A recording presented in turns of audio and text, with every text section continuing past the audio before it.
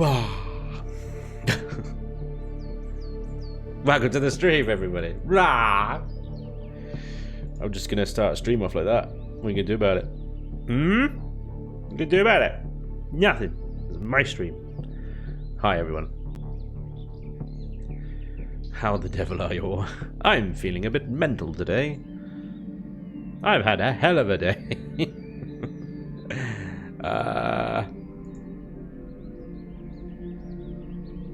I mean, it's been great, and it is a joy to work.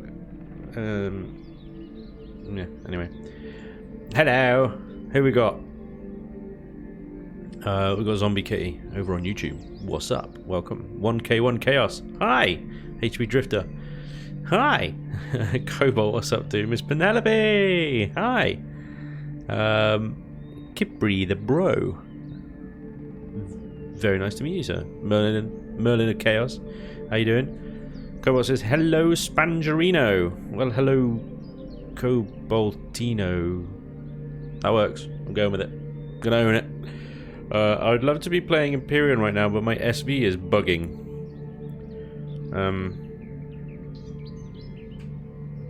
Yeah, that sounds like pretty much every SV in the game right now. I've stopped tweaking my builds. Handling seems to change daily now. Yeah. Yeah, I gotta leave it. I gotta leave it to Alpha 12 now, to be honest. So, let's just skip Alpha 11. It's a bit of a travesty of a build. Lino LMD, what's up, dude? Fluff, dude, with the bits. Thank you very much, sir. Awesome. Imperial needs a lot of work right now. HP Drifter hit the nail on the head there. It's been having mental Spanj's best Spanj. Well, can you stay tuned? More mentalness is bound to come out with how I'm feeling right now. Bureau Jaeger. Good evening, sir. Stuber, how's it going, mate? Oh, yeah, not here for long at work. Well, it's good that you're here anyway, Stu. Thanks for popping in, mate. I really appreciate the effort. And if you could stay longer, excellent. Good on you. Just tell them that it's important work business that you watch this stream. Johnny, what's up, dude? Welcome along. Lawrence Brown. Hi. Boise, sup?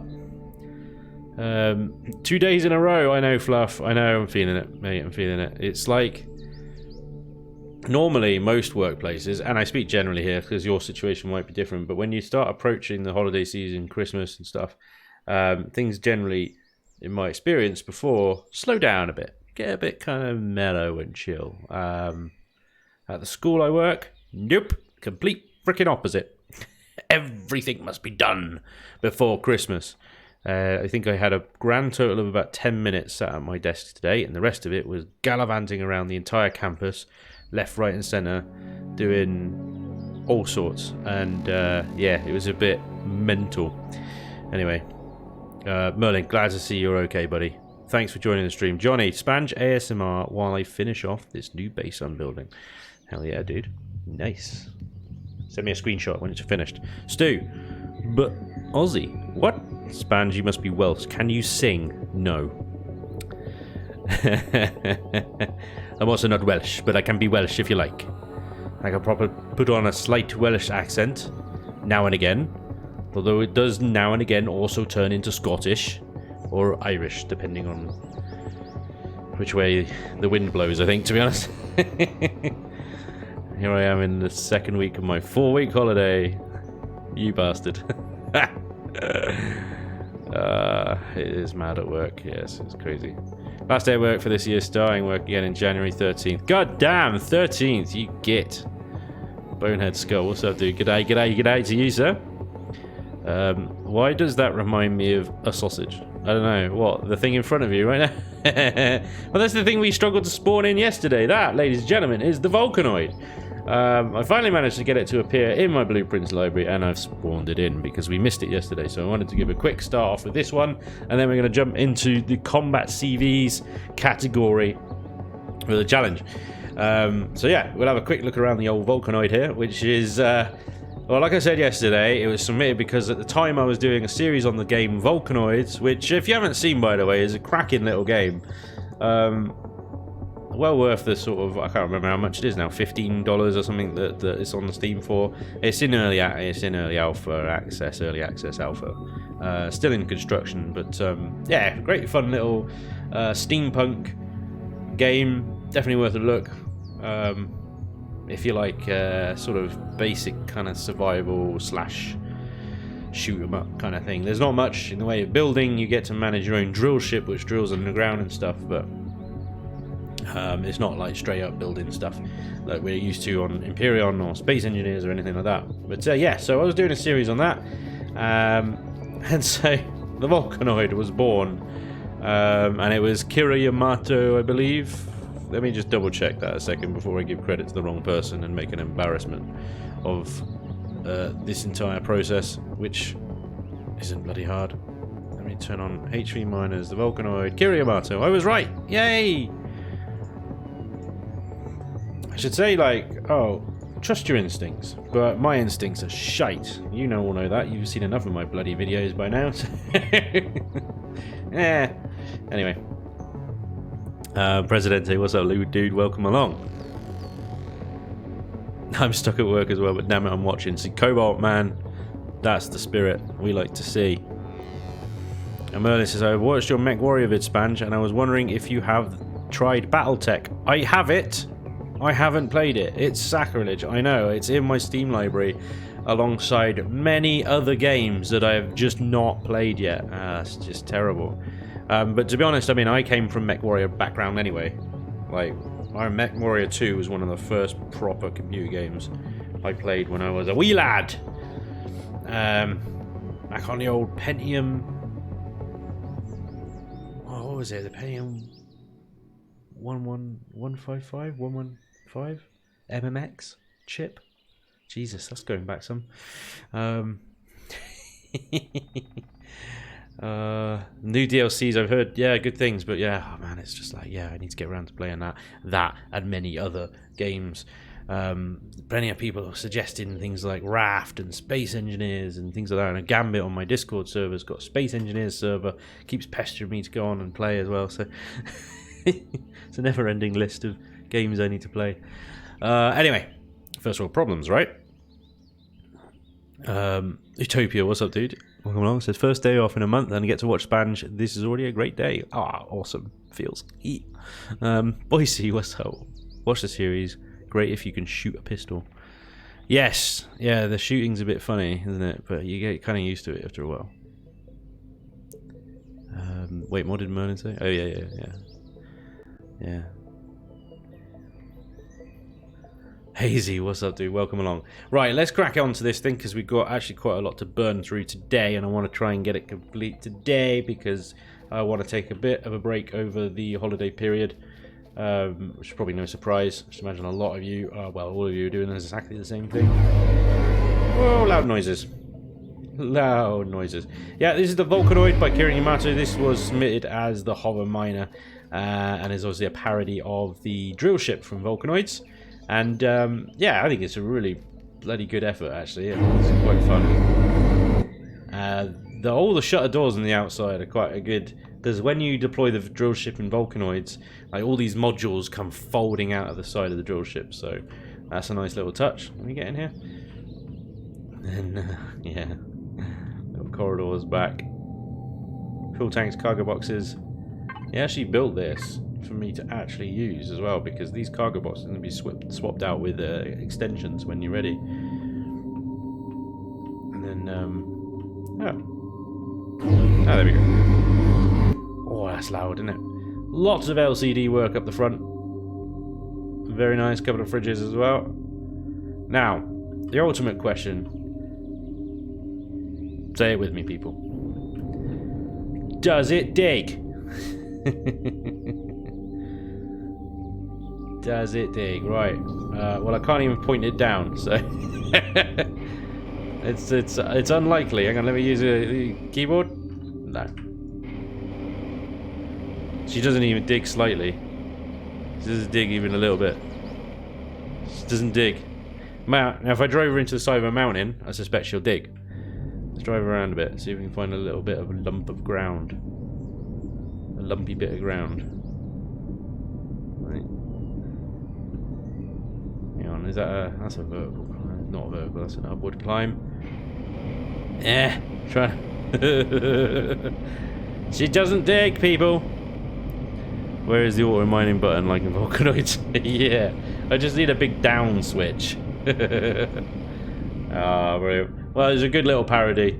I very much enjoyed looking at that on the submissions channel. But it would have been fairly tricky to use her in the Let's Play, I think.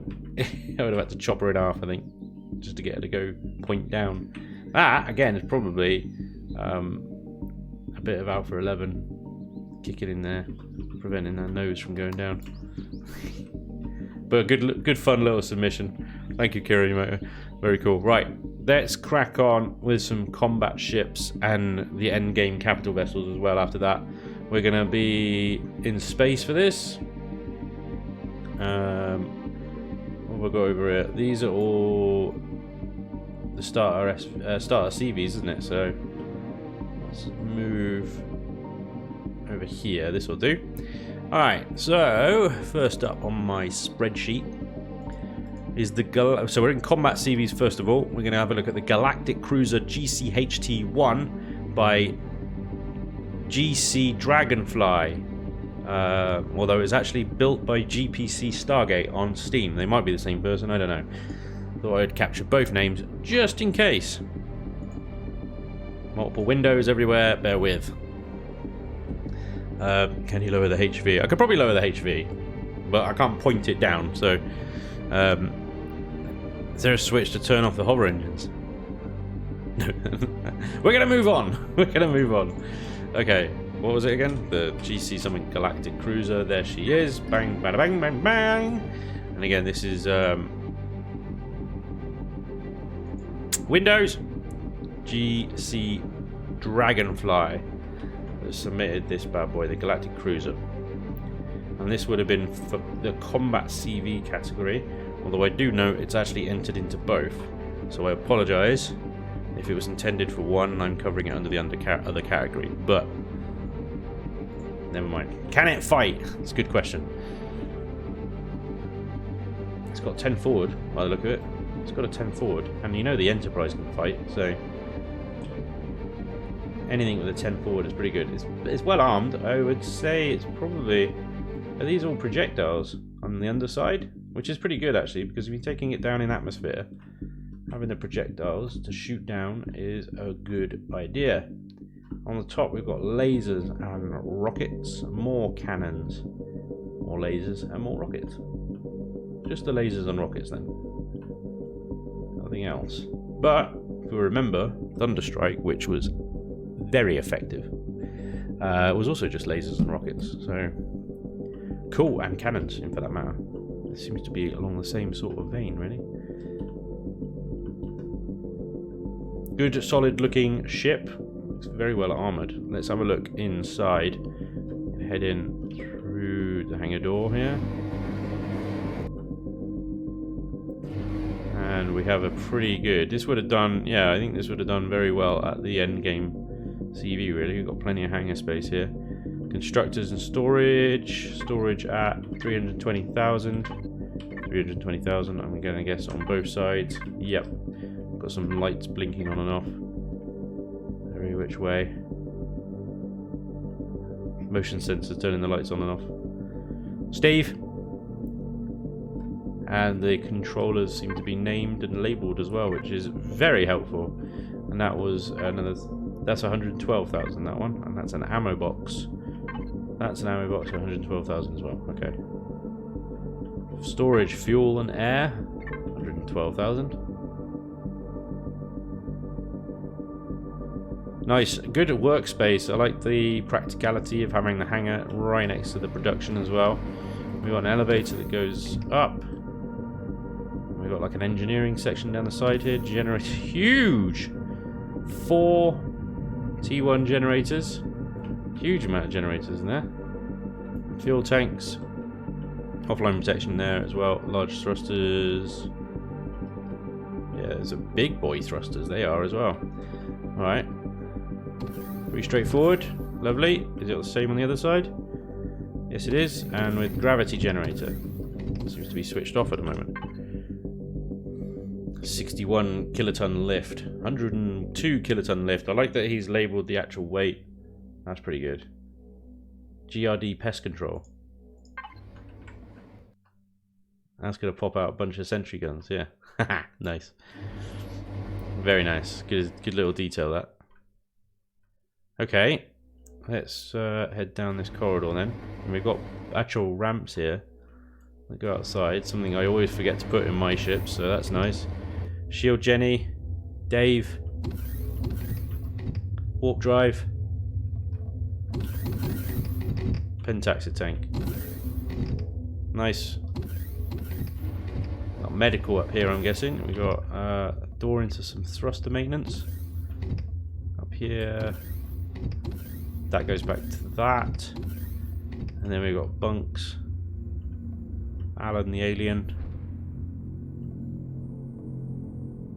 And medical through here. Yeah, full medical. Excellent. I'm saying full medical, but it's missing a bed. Is it just me? It's missing a bed, isn't it? Not full medical, unless... no. So that's the bridge. It's a bit of a maze. I'm getting a bit lost now, to be honest. Gardens... wait, where right, okay, so we're... this is where we turned off. On the mirror image of. Okay. Then we got a garden. 4 plots. 4 sets of 8, I should say. Cargo box in the middle. Yeah. Little vent and Wi-Fi down there. Fridges. No food processor in here, but that's fine. I think there was one back in the production area. 10 forward. Actually, is this the bridge? No, there was another bridge, wasn't there? This is just like maneuvering pilot seat. It's for harbour maneuvers, right? Crazy, what's up, dude? Welcome along. Anthony Shaddix as well. So back on this elevator, and then we come out to the bridge. I think this is the bridge. I'm going to go with it is. And you got a little bit of a view. It's almost like this was the front of the ship, and then that became the front of the ship. Not added later. But yeah, you got Stephanie and Sarah and Claire and Joe and Bob the alien. All here, and this back up into the little crew area again. More fridges, food processor in that corner there. Back here is something. Why do these doors keep doing that? They sort of open and close. And this just goes to the elevator shaft that goes up to landing pads.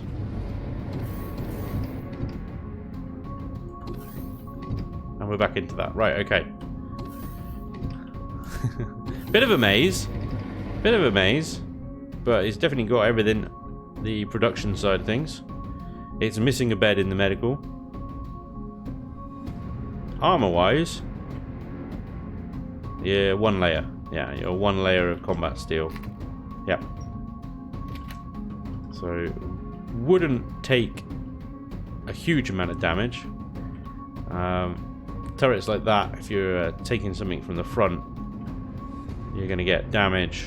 You're going to lose this side here. You're going to lose that side. Basically, you're going to get ripped off until that turret goes away. And then you'll get the bottom. Yeah, you're going to lose a lot of this front, basically. Which is where you're sat. Which is potentially risky. But yeah, with 1 layer armor, you're not going to be able to tank a lot. You got the shield, mind, but in this case, the shield goes down, and that's it. You got to get out. You can't sit there and tank it like I did in the Thunderstrike in the Let's Play. But definitely a decent design. It's got everything you need. Plenty of space.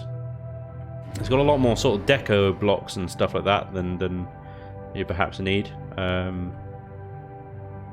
But you got good crew space for RP value. So alien plants on the ceiling as well. Always fun. And actually placing the warp drive in the center with the shield generator like that is quite good. It's quite good. Yeah. Not a bad build.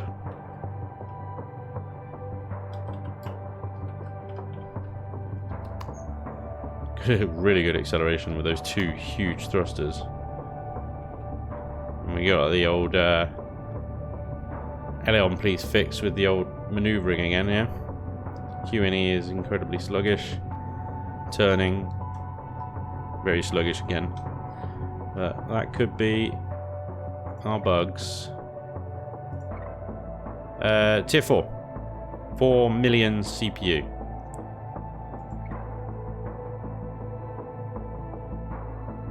To 2,200 Terrestrium Zirconium. 36 grow plots. Everything else is fairly standard. 17,000 Sathium, 11,000 iron. Yeah, not bad actually. Fairly cheap. Neo 5,000. That's quite a lot, but it's alright. Very achievable. 2 and a bit stacks of Terrestrium Zirconium. Not bad. Very nice. Good little boat. Get us started. So that was the GCHT. Sorry, I got it around the wrong way. The Galactic Cruiser GCHT-1.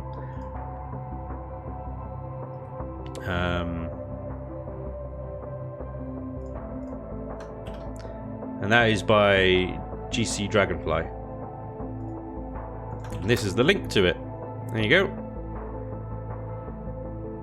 Did you get that on YouTube as well? Did that come through? Or is that only going through to Twitch? Ah, you got it on YouTube. The Restream bot has done its job. Look at that. That's pretty good, isn't it? Roleplay value, yeah, definitely.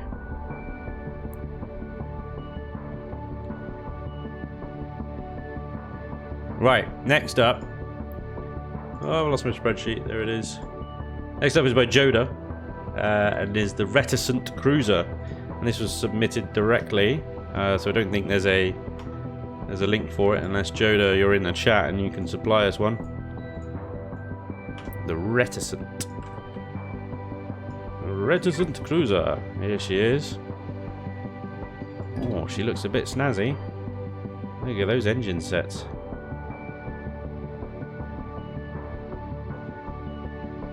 Got some flak. Gats on the wing, on the nacelles there. Some shinies. This looks like a mean bit of kit. And this is again for the Combat CV challenge.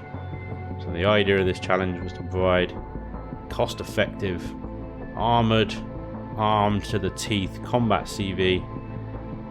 No thrills necessary, optional. Got good. I think the turret placement is pretty good. You got no turrets that are blocked by other turrets. You know what I mean? Everything's got a channel to shoot. The only ones are these ones on here, whereas this middle one won't be able to shoot necessarily because of the one in front of it, but it's only a gat, so who cares?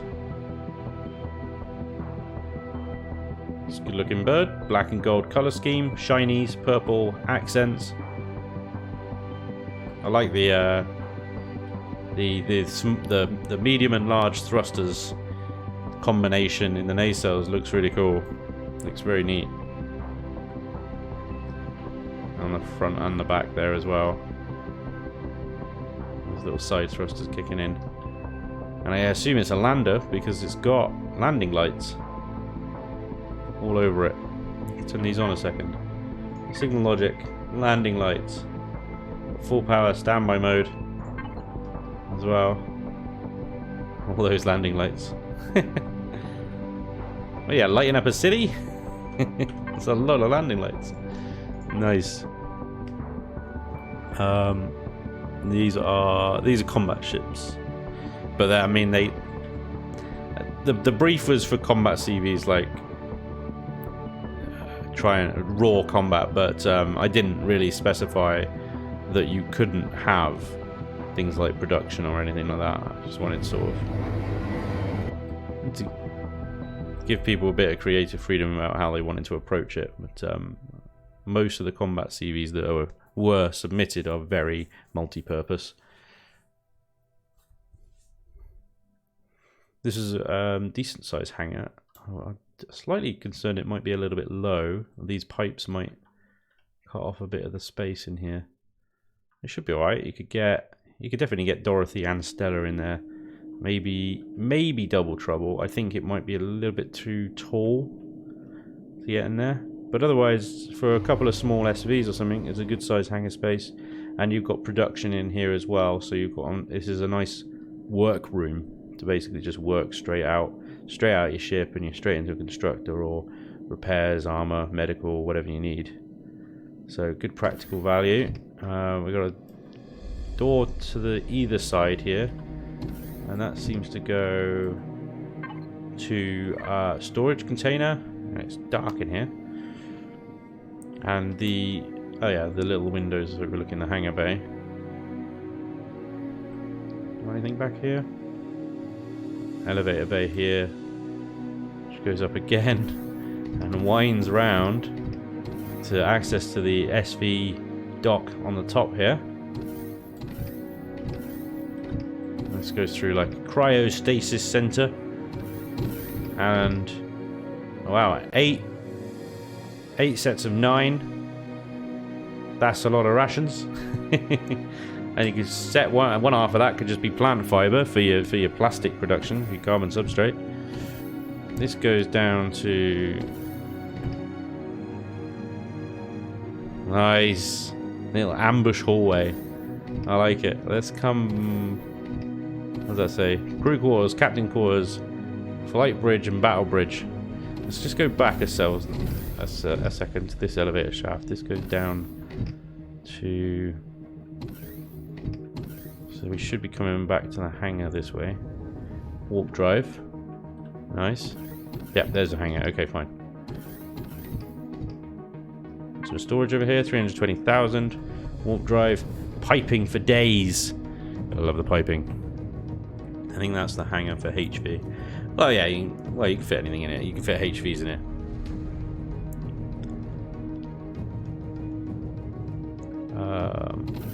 Yeah, that goes around there.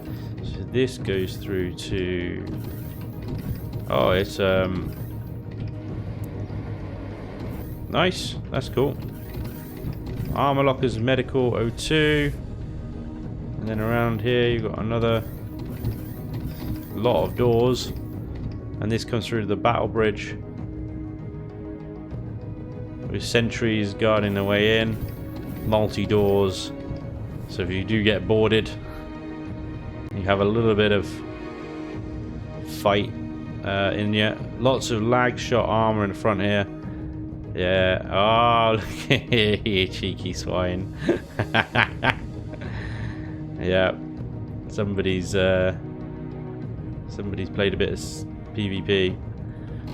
Yeah, that's a lot of armor. Okay. That'll take an absolute beating.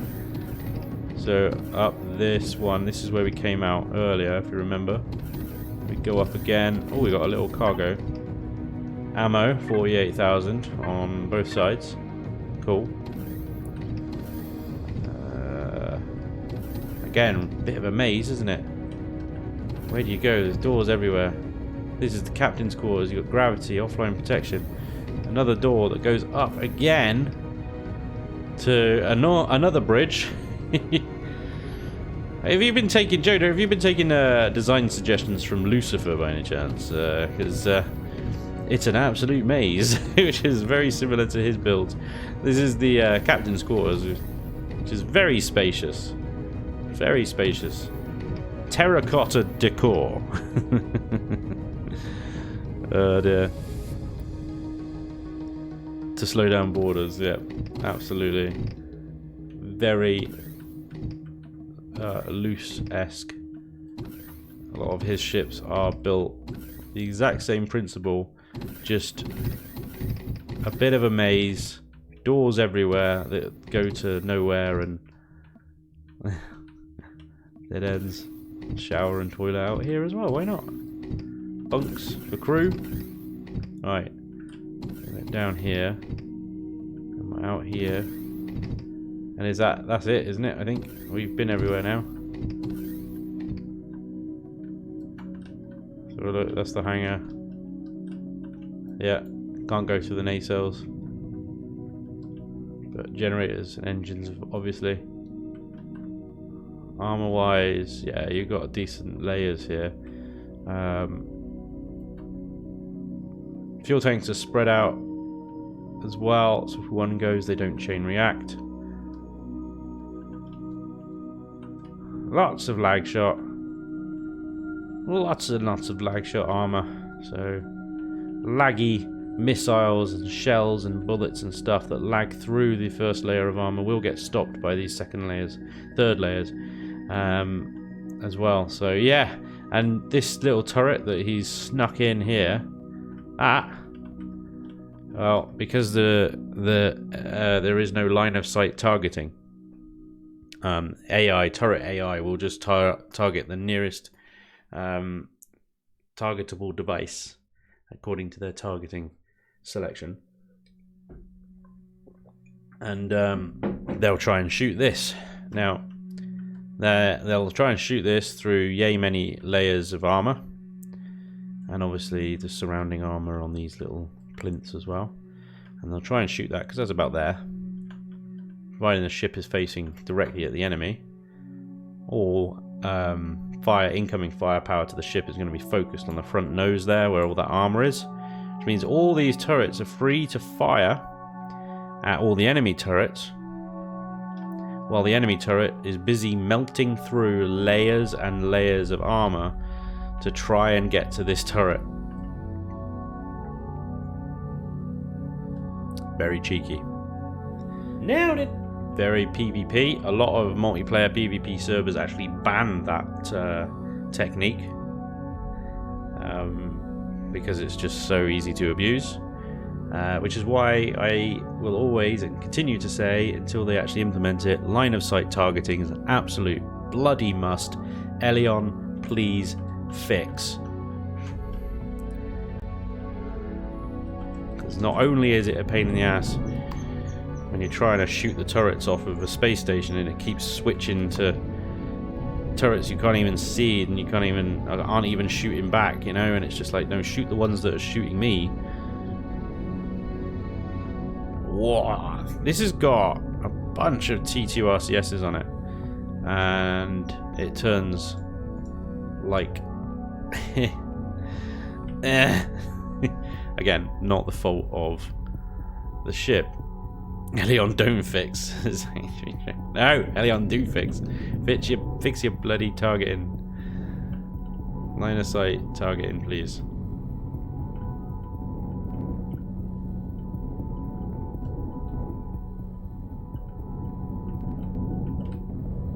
All the everybody's married to their little decoy turrets. Can't have change. Leave me my decoy turrets. Okay. Ellen fixed it a little bit.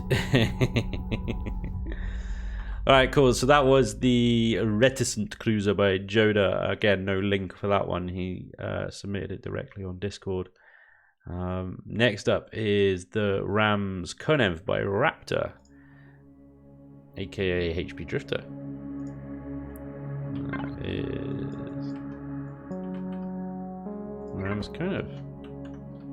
It's a much littler ship, isn't it? It's about the size of one of these nacelles.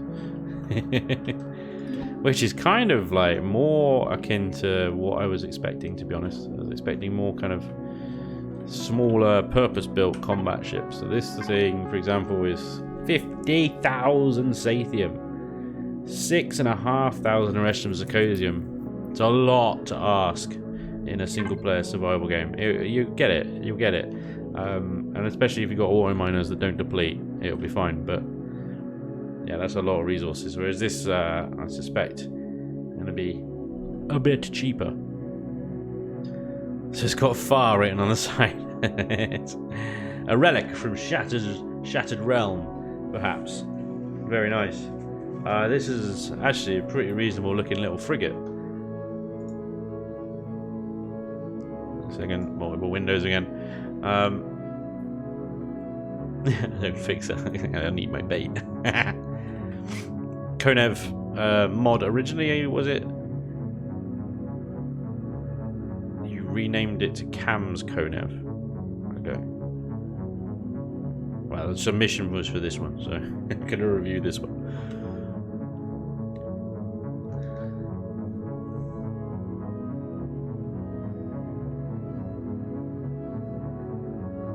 It's a pretty cool design, isn't it? Yeah, it's funky.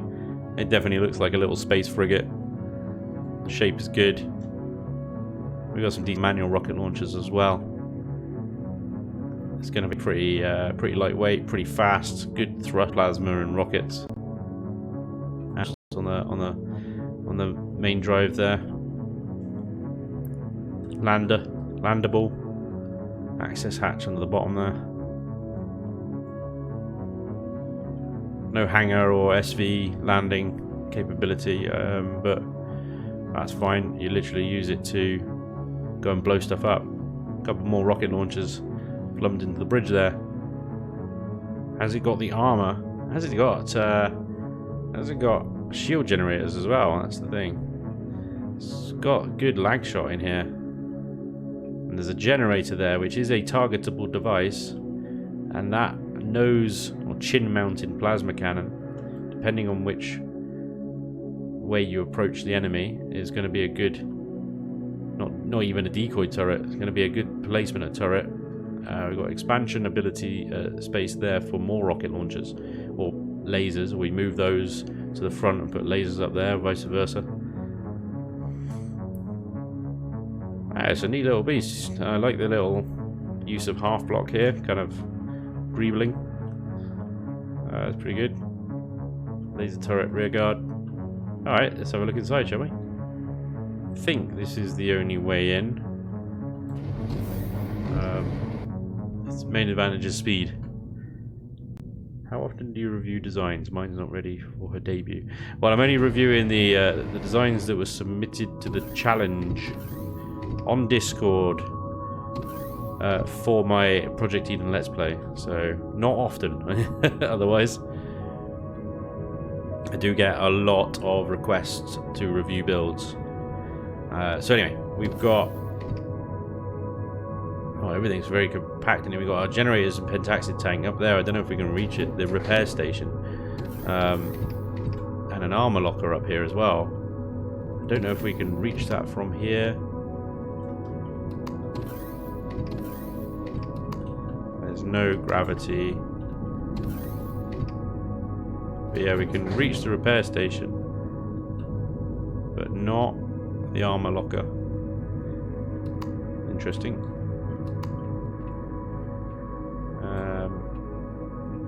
You've got another door up here, which I think is the other part of the repair station and med chamber and the core.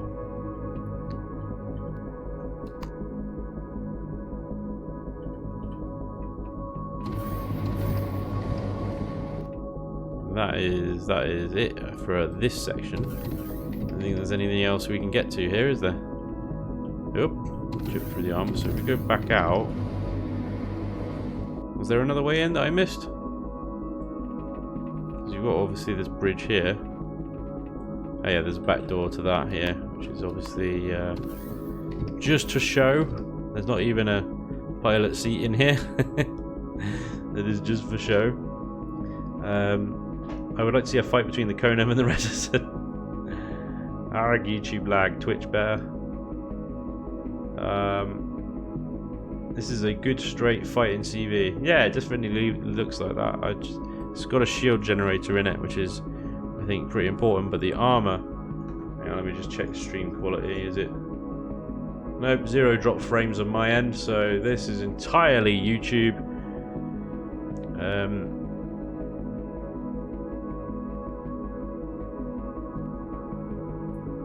Yeah, sorry, don't know what's going on there. Hopefully it will sort itself out soon, but my end is fine. Armor-wise, sorry, I was just saying, pretty good. From the front, like I said, you've got that generator which is going to draw fire. You've got lag shot in here, here, and then you're into the bridge. The warp drive, also a targetable element. Hold the phone.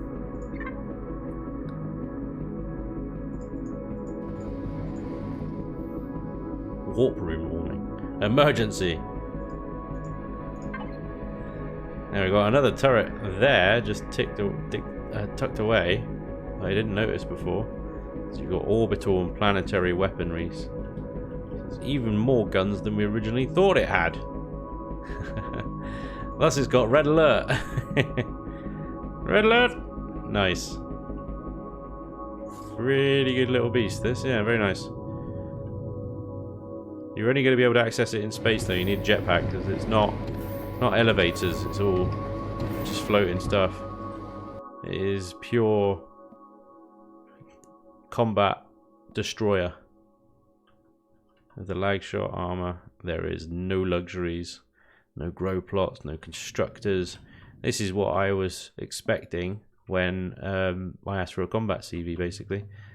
2400 ammo container. That's it. That's all you're getting. That's your storage. Deal. Very nice. Yeah. Solid. Rams Konev again. No link to that one. I don't know if you've got a link you can share there, HB Drifter, but that was submitted directly on the Discord as well. So I'll leave that up to HB Drifter if he wants to share. What's the price tag? Good point. The price tag is... We've got... Not a lot, really. 9,000. 9,500 Sathium. 1,200 Erestrum Zircosium. That's pretty cheap. You're going to get that fairly easily. 9,500 Sathium. 6,000 Iron. Not bad at all. Neo, 3,100. Yeah. A couple of POIs and you'll have that. Easy. And that'll be a good fighter. You'll probably want... If you can keep the front of the ship to the enemy, you're going to lose these thrusters. You're probably going to lose that turret fairly soon, fairly quickly after shields drop. But you should be able to tank a decent amount of damage before you need to fall back. Providing you can keep the enemy in front of you, circle strafe him. Yeah. Good effort. Well done, Raptor. Nice work, mate. There, Naz. The space in front of the generator is where another ammo controller can go. Well, there you go. See? You can even upgrade it. Fantastic.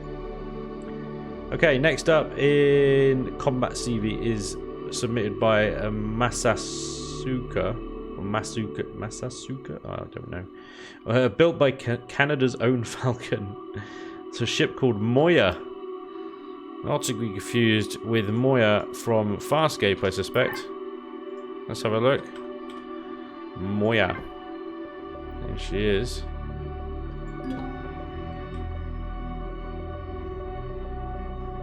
We've got another beast here, haven't we? Moya, ladies and gentlemen. And this again is submitted by Masasuka and built by Canada's own Falcon. Again, not sure if that's the same person or two different people.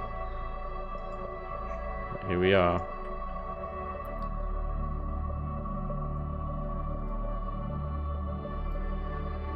Quite an interesting shape overall. Got that kind of standard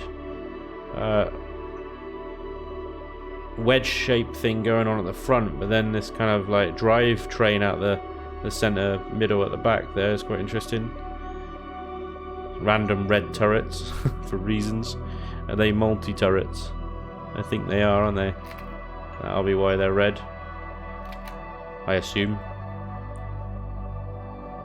I think there's going to be a fair amount of room on there. Shame no texturing. Obviously, just all the basic combat steel texture going on here. Some large thrusters at the front. Lasers, rockets, everything. That's a lot of guns. That's a lot of guns. Big old SV hangar mounted in the top there. Anything on the bottom? And on the bottom as well. Sorry, I hit the control button a bit hard there and went mental. Piping! Piping as well. Piping makes everything better. That is always good. Right, should we have a look inside? Come behind me, okay. So we've got how many hangars? There's a hangar.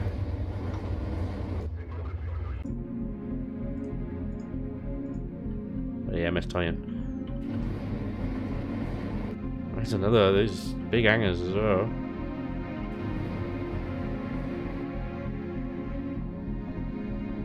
Huh.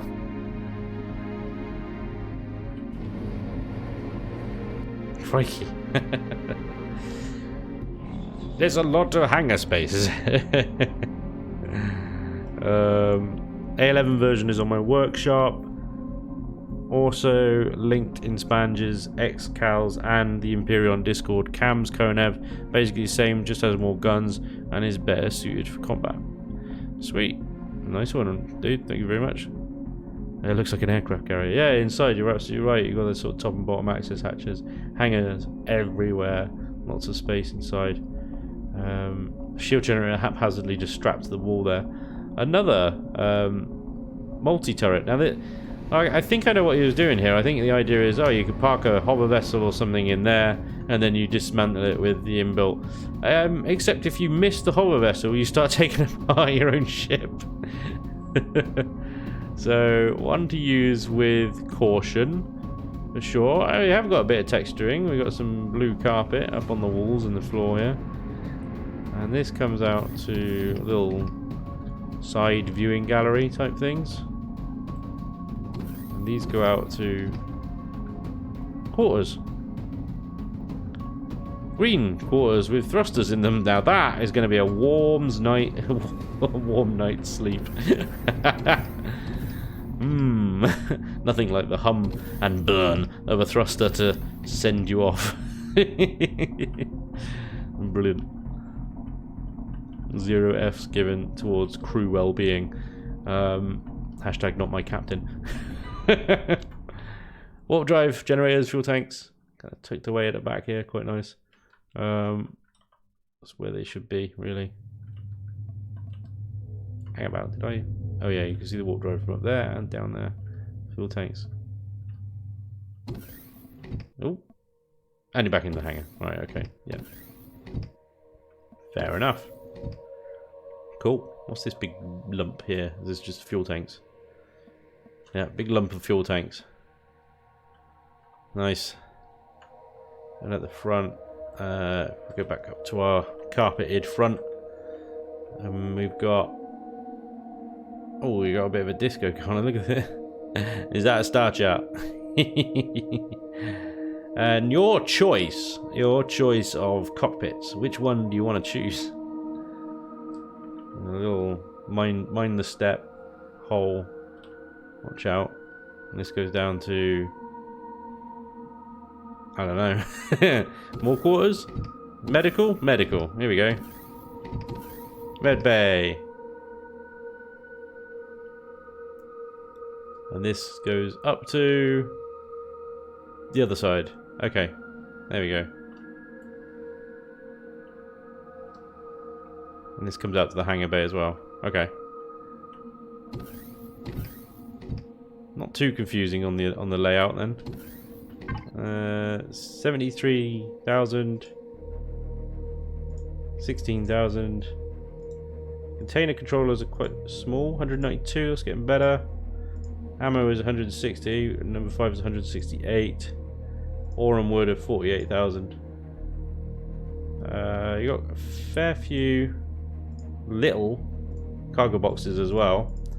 This, I suspect, has not been built for weights and volumes in mind, really. There just doesn't seem to be enough cargo capacity for the type of ship that it is. Like 125 SU for fuel will cover about 4-5 fusion cells. So yeah. That seems to be it, though, I think. I don't think there's anything else going on. Let's just clip through. Lots of lag shot. And a gravity generator. And those front thrusters that we saw from the outside. Wow. Are these side thrusters? Holy crap. I'm going to say that this thing is going to turn pretty well. Nice big empty space here. Underneath the repair bay. Sure we could figure something to do with that. Plenty of armour. Plenty of armour certainly around sort of the important bits, I think. That frontal armor is pretty good. Oh, and we got this space up here that we didn't see. How did we get up here? It's like a big conference table. At the back. I didn't see a door. Oh, here we go. I must have missed this. This goes down to... Ah, yes. That's sort of... Right, yeah. There's one on either side. Go up. So the viewing gallery and conference center. Alrighty. Oh, look at the back here. This is where the generators and fuel tanks and warp drive was. Gotcha. Huge bloody thrusters. Alright. This thing's going to fly like a fighter then, isn't it? 100 meters a second instantly. And... hard right. 72. Hard left. Yeah, considering its weight, it maneuvers very well. Apart from the left and right, which we're going to put down to Elion screwing things up for us. Thanks, Elion.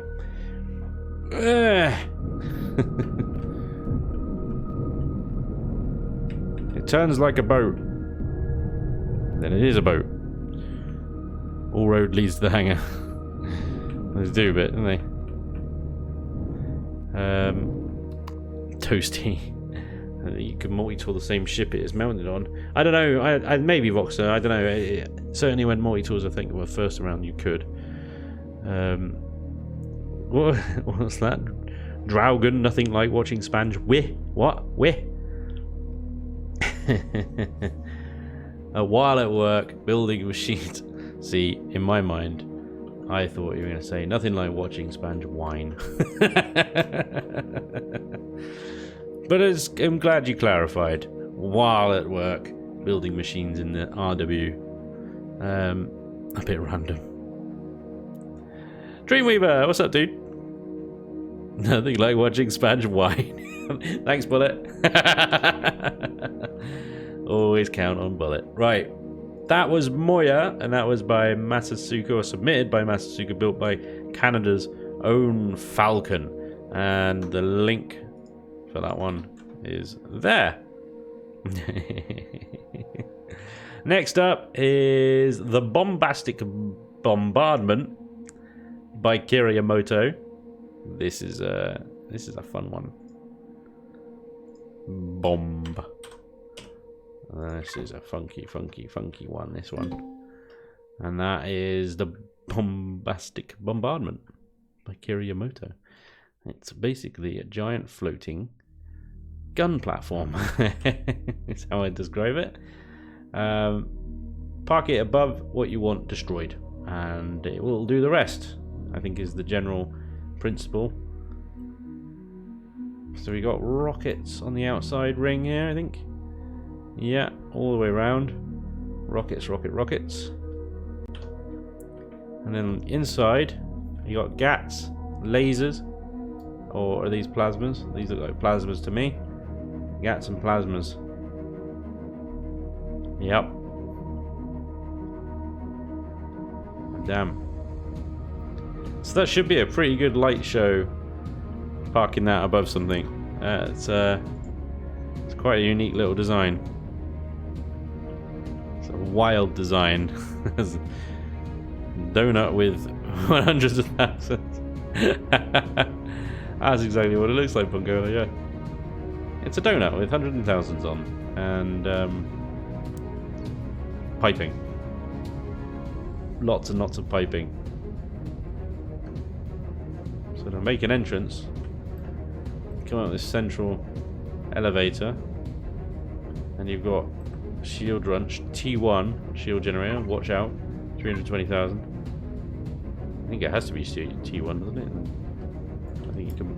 Oh, you can blueprint with T2 actually. Yeah, 8,600,000. Sorry.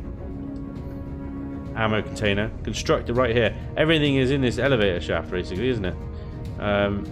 You got food processor, armor locker, O2, fridges, and then you got the bridge at the top. No thrills. All the basics, with full medical included, and a constructor as well. That's it. That is it. In the outer rim here, we're gonna call it, is all your gubbins and some lag shot armor on the outside. But all your fuel tanks are nicely spread out with O2, RCSs. Where's the warp drive and stuff though? That's what I want to know. Where do you hide that? Oh, crikey, that was bright. So we got the shield generator there, haven't we? So what has he done with that? Why has he done that? It's got to be out here somewhere. Or is it not got a warp drive? Generator.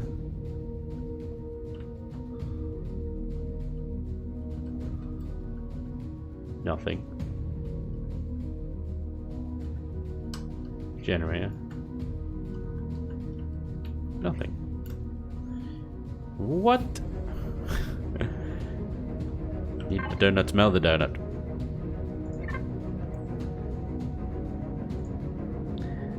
It has no warp. It has a shield generator.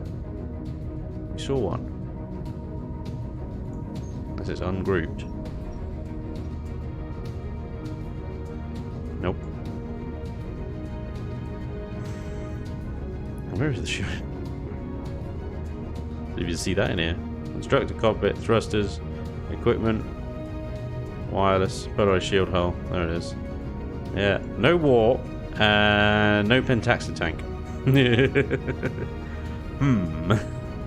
It's under fuel tank, is it? The pentax? Nope. Oops. We got a shield generator, boss, but we can't use it. We've got no fuel for it. I'm not being blind, am I? Not in ungrouped again. Yep. Well, I can just search, can't I? Pen. Yep. No pentaxid tank. Whoopsies. Whoopsies. No warp, no pentaxid. So, but I don't know, what is this, a 1x1? You can fit a pentaxid here, I guess. You'd have to get into it though, there's no like access or anything, you just have to dig into it with a multi-tool and hope to come across a space.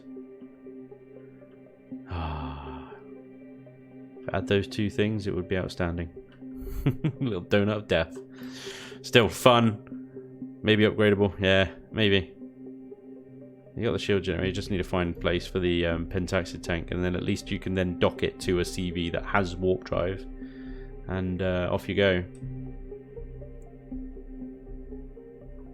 It in itself doesn't necessarily need warp, but it does need that pentaxid tank. But you should be able to easily add that into the space that it's available to you somewhere around here.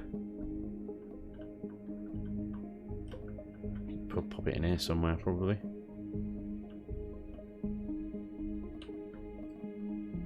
Possibly. Maybe. I'm sure you can figure it out. Anyway. The Bombastic Bombardment. Which is my favourite name so far, for sure. The Bombastic Bombardment. Very good. And that was by Kiriyamoto. And next up is the winner of this particular challenge, which is, of course, the Thunderstrike by Saluztakor. And I really, really put this thing through its paces. Oh, yeah. She got beaten to crap. Mateys, Craig, what's up, dude? Punkwala, was there a city in all of that? Was all neon, reminds me. What? What are you talking about? Did he come in a dozen or just singles? The donut of death. What part's the front of the donut of death? Who knows? Whichever way the seat is facing, that way. That's the front. There you go. It doesn't matter. Just drive whichever way you think's best. Yeah, the bottom. Just fly arse first. You're good. Anyway, we're all fairly familiar, I think, with the Thunderstrike. If you're familiar with the series, yeah, I was well happy with this ship. I tell you, this thing, absolute beast of a little combat ship for a single player Let's Play.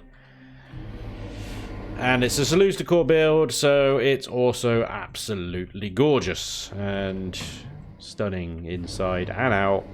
And we don't need to go through this again because you know, his ego has got enough stroking recently. Anyway, so the Thunderstrike, beautiful, beautiful ship, but you missed a bit of texture. So points deducted. For that one. And for that bit. Although I'll let you off for that bit because that might be intentional. But most untextured in here, the shield generator room, and it's a shame because it looks like he was onto something seriously good looking, I think, in here with all the little blocks and stuff that he's using. And on the other side as well, the warp drive room, no texture again, unfinished Thunderstrike. But it doesn't really matter because it still kicked ass and survived a thorough telling off by the endgame boss CV of Project Eden. It was such a good fight. It took ages, but it was a good fight. And the French judge, she was saying, unfair advertising because you have showing this twice. I've been showing all the winners at the end of all the selections. Maybe the warp drive ate off the paint. And the shield as well. Yeah. So yeah, salute score if you have got a completed version of this, or you're going to finish this, let me know. If you're watching this, of course. But yeah, this fantastic CV. I can't really complain about how it performed at all. The only thing I don't like is this bloody thing on the top here, which I wish you just got rid of. Ah, that's better. That's so much better. I hate those bloody things. They look like ice cream cones on the top of the shit. Just get rid of it. Stupid. I especially love the little bridge arrangement here behind these little grills. I thought that was a really nice touch. But when the power goes off and on, as you can see, the blast doors, they close and you've got to double flip that switch. It's bug in the game or something. It's just really, really annoying. But yeah, a Thunderstrike by Salute Score. Very, very, very, very nice. Did I put the link in for the donut? I don't know I did I? The bombastic bombardment is that one, by Kiryamoto.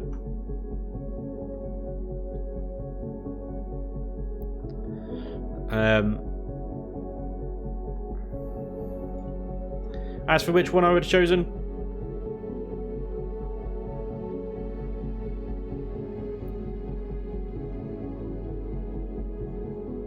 I would have chosen the Thunderstrike. Sorry to say, I know I suck, right? But you know the other thing with it, it's not just a looks thing, because the Thunderstrike, from a cost point of view, is pretty reasonable as well. 3,500 Arrestum Zirconium, only 28,000 Sathium, 17,000. Now the Konev is obviously cheaper, but I don't know if it would have held out in a fight as well as the Thunderstrike. See, the idea of combat CV is you also need it to be able to combat. I think the Konev would have combated fine, but I think if the shield ran out, I would have had to then bug out like I did with the Providence. This could have been a lot of fun actually, to fly around, and just so fast and maneuverable. It could have been like flying around an SV. But the tank ability of the Thunderstrike, because of the way it was designed, the firepower it brought as well. Because the thing is with the Thunderstrike, what we found is even though when the shields went down and I just kept on fighting, is yes, I lost these turrets and I lost basically these two. See all the pink stuff here, all that sort of salmon pink coloured stuff, that was all gone. That was just ripped right back to combat steel, all the way back to about here, and that's where it stopped, right before these thrusters. And it didn't even lose the rocket launchers on the bottom there, actually. So the design of the Thunderstrike is really nice, because you have these big, thick chunks of armor here, and the The enemy continues to try and target. These lasers were gone, but they continue to try and target these thrusters and these rocket launchers subsequently, but then they never got through the armor, thankfully. But then even if they did get through that, they would have destroyed a couple of side thrusters, which are not important because you've got the big bastard behind that. Before that, they would have had to eat through to get to the rocket launchers. Yeah, there was still so much armor left. They would have been fine. And all the while, all the turrets that are back there were continuing to fire, apart from the rockets because I ran out of ammo. But basically, long story short, she performed brilliantly, and I wouldn't replace her. In fact, she was my favourite ship in the entire series. Sorry. This is so difficult to do. It's like, I don't want to hurt anyone's feelings and stuff, but, you know, it's honesty at the end of the day, isn't it? The Thunderstrike was just brilliant. So good. Anyway. Gush, get a room, right? I know. That's the Thunderstrike. That was by Saluz Decor. Thank you, Saluz Decor. Didn't submit my real combat CV. Probably should have.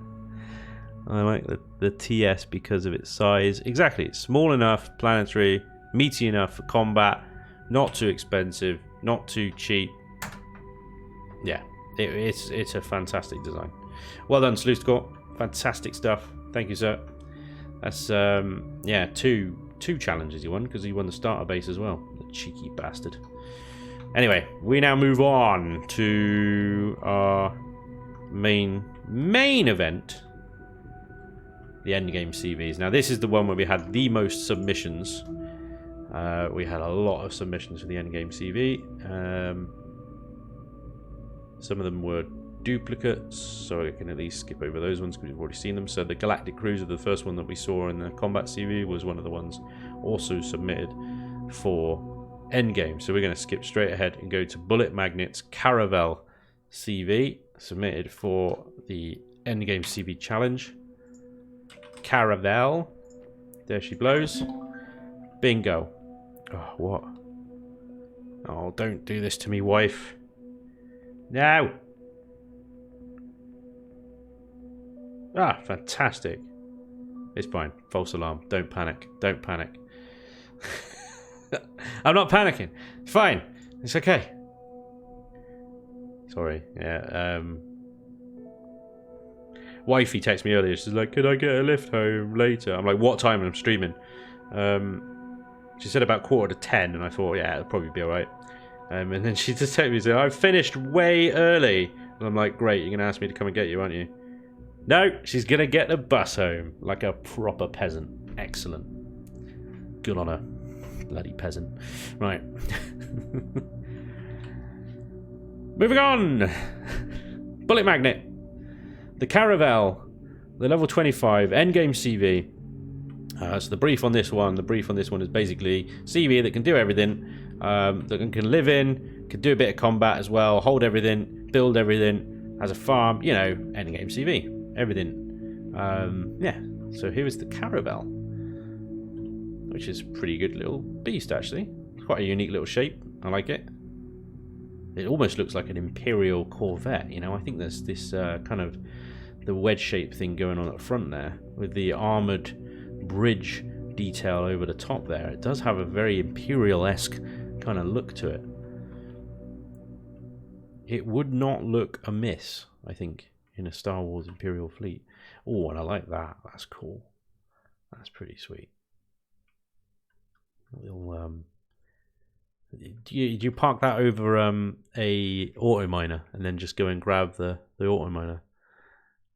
Wife versus money, the age-old question. Brilliant. Even worse, it's raining out.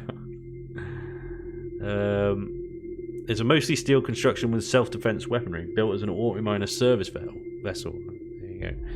Bus nutters. Boise, you know, that's the very polite way of putting it, isn't it? Come on, we all know it's bus wankers. Bloody bus wankers. Yeah. In-betweeners. It's just so stupid. But hilarious.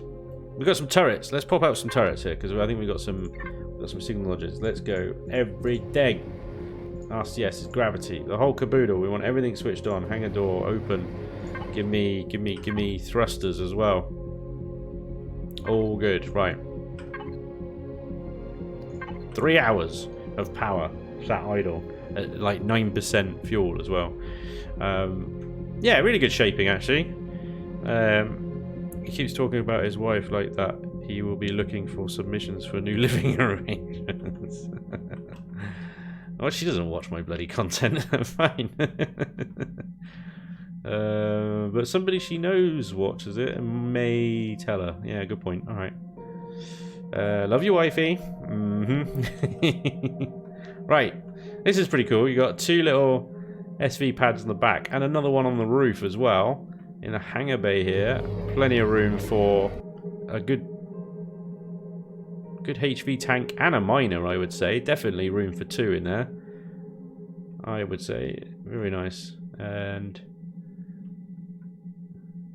rampy ramps.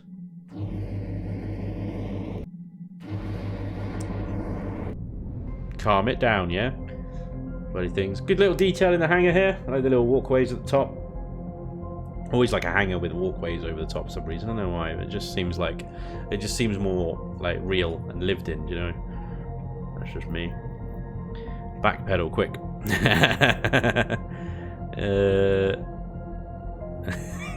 It was American Wife U100. Hey, where's the lights go? There we go. I stopped moving. So we've got, yeah, repair bay, console over there. That's pretty good. Medical O2. No other doors in here, is there? There's just the ones going up. We'll go up later. Let's carry on this level for now. Cargo boxes. Resource gatherer. The ore and wood at 103,000.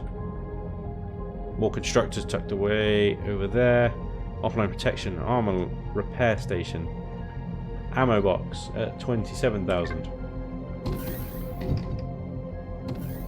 More normal boxes. And then we got another elevator up. There's another elevator up over here as well. This one goes all the way up. And that is our little viewport out there. That's really cool actually. These are drill turrets, aren't they?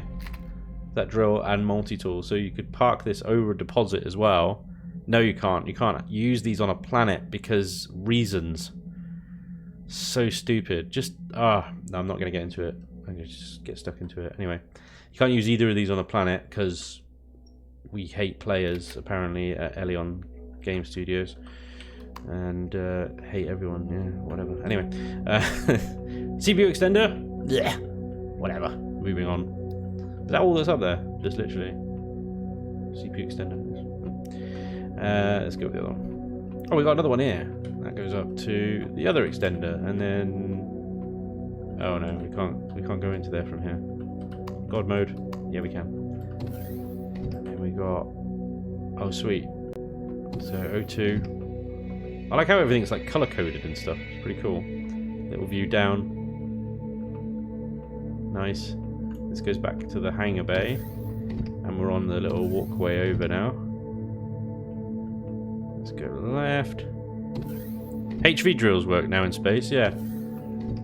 Is that because I tried to use my HV on an asteroid and then was like, it doesn't work? And made a big old song and dance about it? I don't know. Maybe I give myself too much credit. Like, we're probably going to add it anyway. Thruster access, I like that. This comes out. So these orange doors are like engineering, maintenance and stuff. I really like the color coding. It's such a good idea.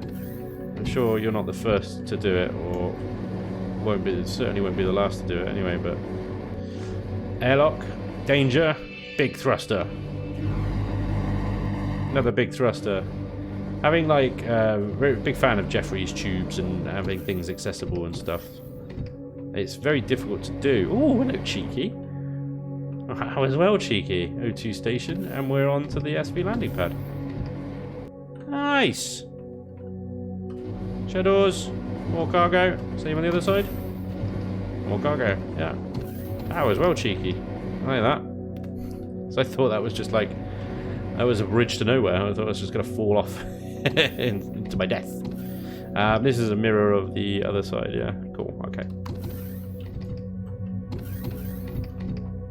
So we got actually our pilot seat up here. Our captain's chair. But if we carry on forward, we've got another elevator. But this is our garden. 3 sets of 9. Also color coded, red, blue, and white for some reason. Fridges and tables and fuel tanks and yeah, all your good stuff. Lovely, pretty standard, nice. And then this elevator, which if we go down first, comes out to like a utility area, little storage, armor lockers, fuel tanks. Oh, and this comes out of the oh yeah, nice. So this is where you come out to access your auto miners if you parked yourself on top of one. Cool. And if we go up to the tippity top. Oh. Medical. Yeah. Full medical plus a little office for your GP to sit in. Love that. This was... right, that one, yep. And this comes out... generator, pentaxid, fuel, warp. This goes back to more maintenance hatches. Thruster access. Yep. Damn, dude. It's a maze. Shower, I like it. Next to that, very good touch. Needed, I suspect. That'll be a mirror image of that. Go in here, little conference room. Right. Getting a bit lost, if I'm honest.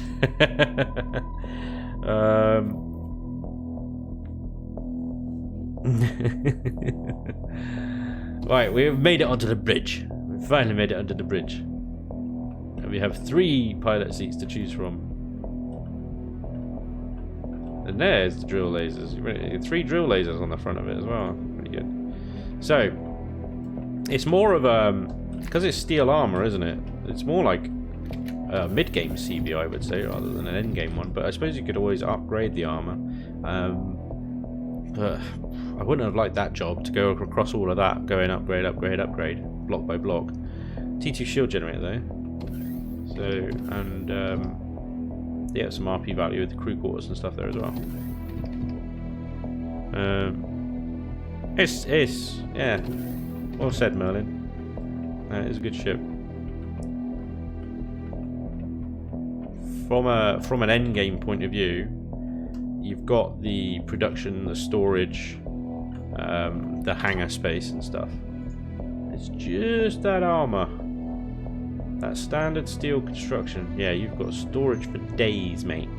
Days! Stowage 1. So, food in, food out, fuel, 60,000. Resource gatherer, 103,000. Constructor output, 16. Are most of these standard boxes? Flight cargo, hangar, pallet, fridge, probe storage. So they're like standard boxes rather than container extensions. I'm seeing raid box. Production red. Stop it. God, I hate this thing. Raid box. The drop down menus, not the bloody probe storage deck. Near the top. Did I miss something? Did I? Sorry. Oh, up here. Zoop, zoop, zoop. Oh, hi.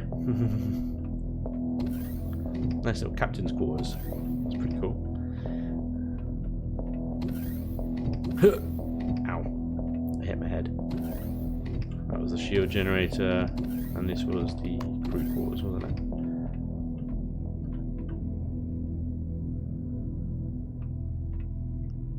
I think I've been everywhere now, haven't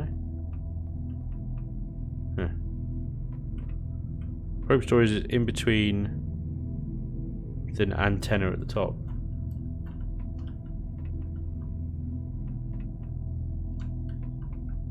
Eh? In between the antennas at the top.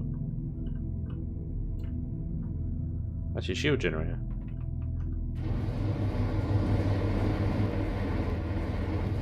Oh, is this probe storage here? Gotcha.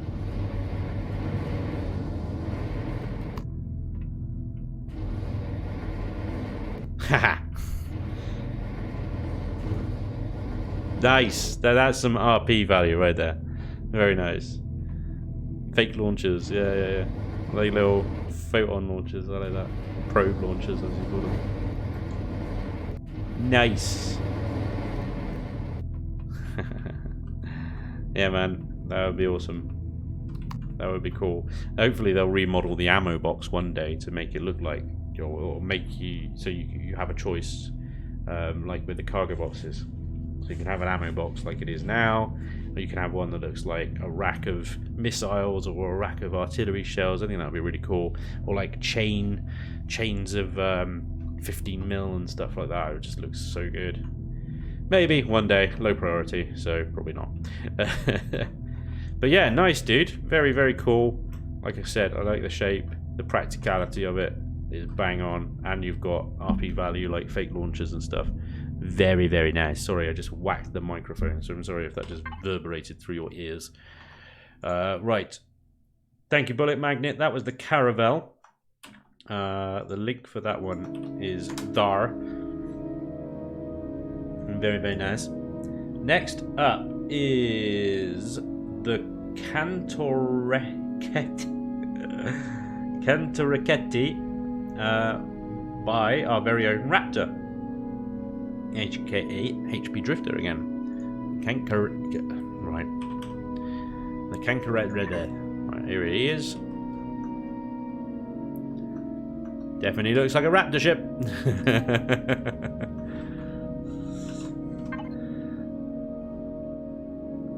Let's have everything switched on, please. Orbital max thrust. All the things. Everything is on. That's a lot of thrust. That's a lot. This isn't a huge vessel. It's not massive. It is, however, a stunt ramp. So you go, wow. You jump off the top of the ramp. You can park that on a planet, and you get HVs just jumping over it. That'd be hilarious. Extreme CVing. Cool as a lander. That has got a lot of thrust. What we got here? Is this little boarding ramp? Nice. Have a look inside in a second. Right. Turret wise, we've got flackiness. We've got Gatlinginess. Flackiness and Gatlin. We've got rocket launchers. And I'm guessing this is a bucket ton of armor at the front there. Well, it's a funny place to put generators, but that is to draw fire, I assume. But you've not got a lot of armor there, Raptor. They're going to go fairly quickly, dude. Yeah, very quickly, in fact. Ah, gapping. Gapping. Raptor, please fix. Gapping. I know it's airtight.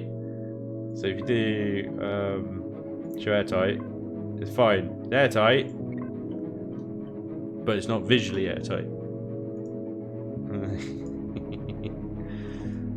Gotta fix that. You don't have to, but that'd drive me mad. That'd literally drive me mad. Super Roomba. Got flak and Galerin, and a drill turret on the top. So at least you can get your asteroids out of it. Right, let's have a look in the back. Big square black room.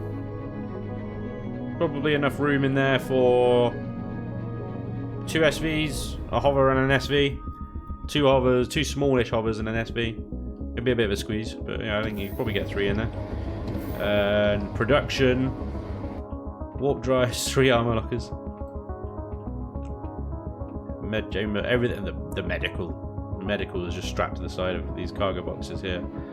All right, so plenty of production, plenty of storage. 64,000.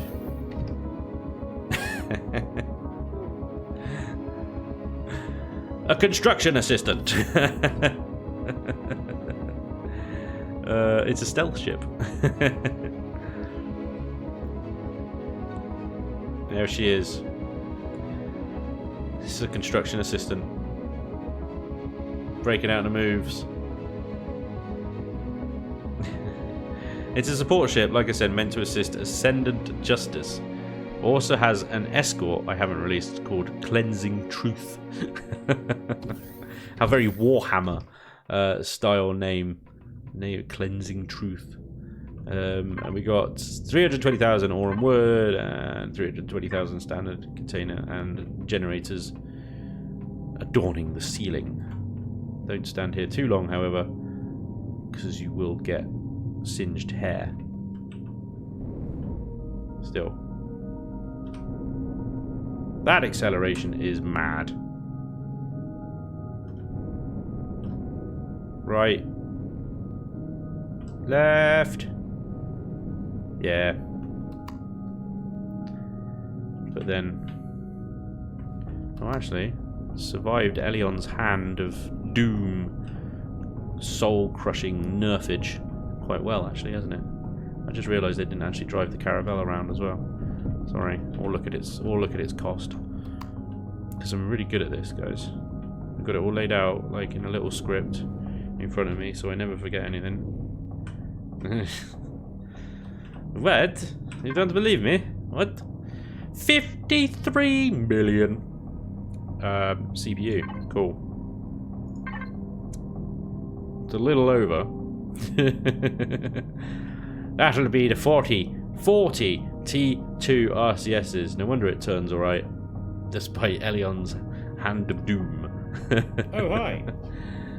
Hey, Punkwala, thank you, dude, for the host there, sir. And if I didn't say so already, this is Screws. Thank you for the follow earlier. Sorry, I missed that one.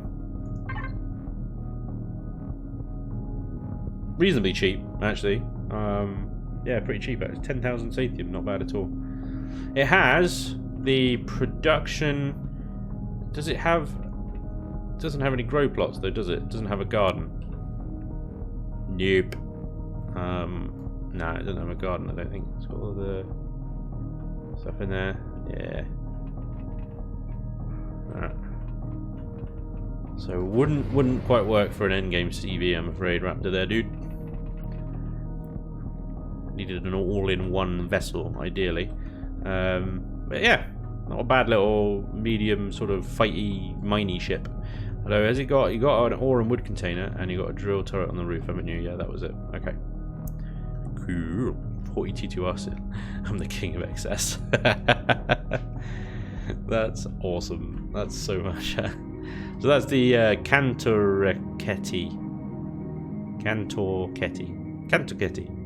Yeah, let's go with that. Why not? That's by our very own Raptor. Was there a link for that one? That was submitted directly to Discord, so HB Drifter, if you want to share, by all means, go for it. Next up is the HMCS Peacekeeper 2 by D-Knuckle. Or D-Knuckle. What was that again? Rolls off the tongue, doesn't it? HMCS Peacekeeper 2. Boom da boom. There we go. It looks like an SV, but bigger. Ah, that's a lot of glass. I see things like that, like little big glass greenhouses on ships, and I'm just like, that'll shatter well.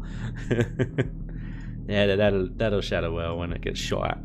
Hang on, what's he saying? Flight test on the Caravelle. Oh, sorry, Bullet. Yeah, let's quickly do that before we have a look at this one.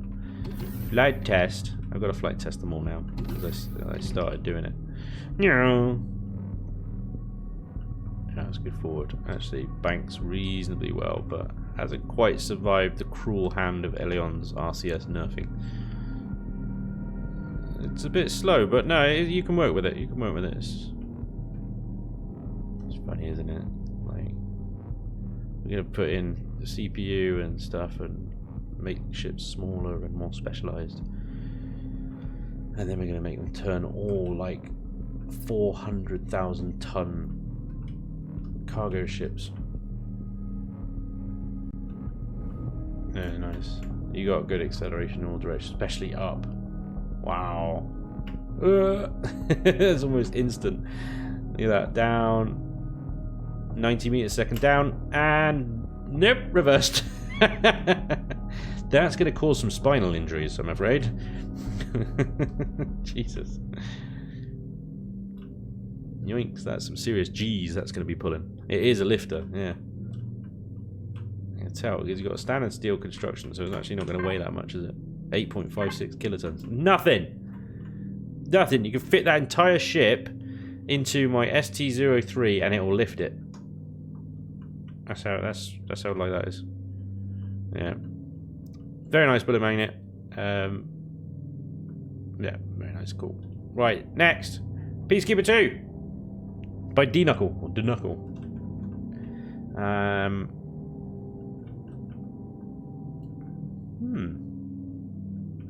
I almost thought this was like little expansion slots that you could put some drills in, which you probably could do.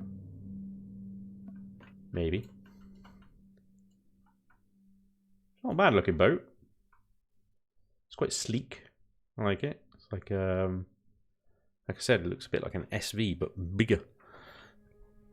Got some turrets. What we got on the bottom here? We've got just 2 front-facing gats, and on the sides you've got cannons. Let's turn everything on a second. Let me just make sure we got.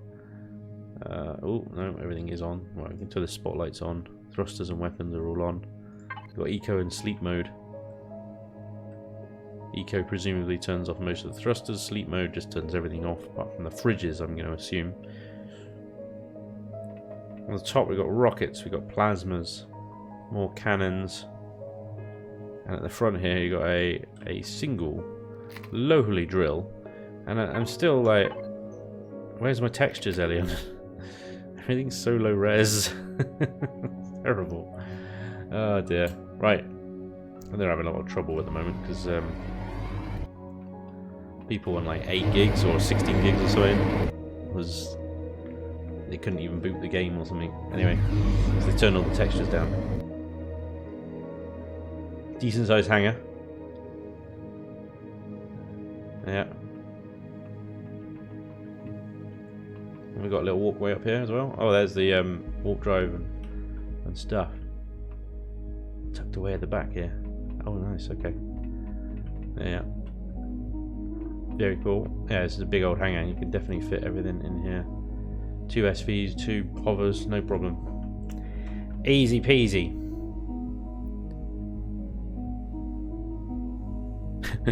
Not OSHA approved. Needs more railings. Glass is okay now because of shields. Yeah, you can stay in the fight a hell of a lot longer now because of shields. But the thing with glass or sort of normal steel armor is as soon as those shields go down, you've got to bug out.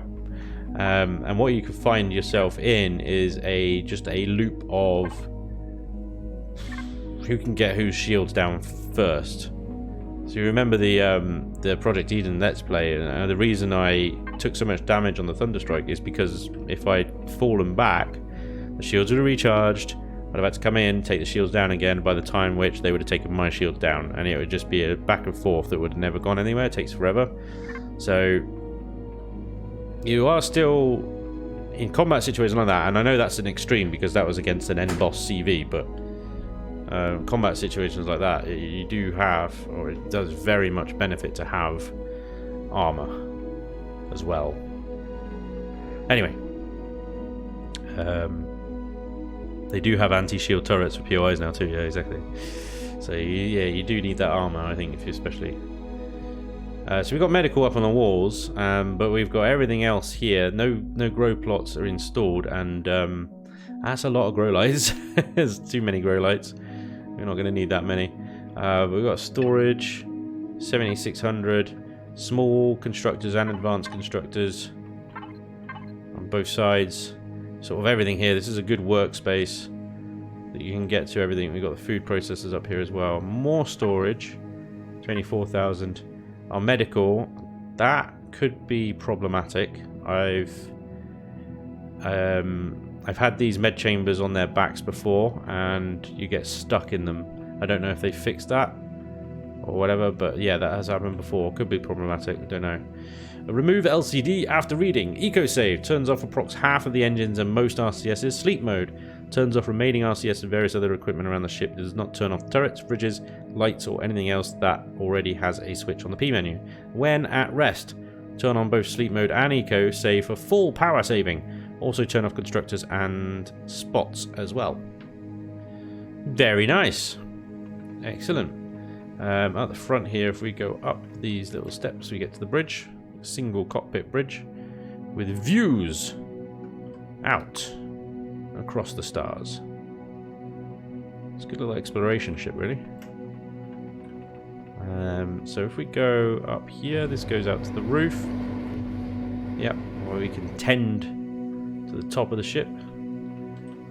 That is some huge hangar doors into the top there, which is going to be good for getting SVs in and out, especially if you've got the hover vessels stacked at the back there.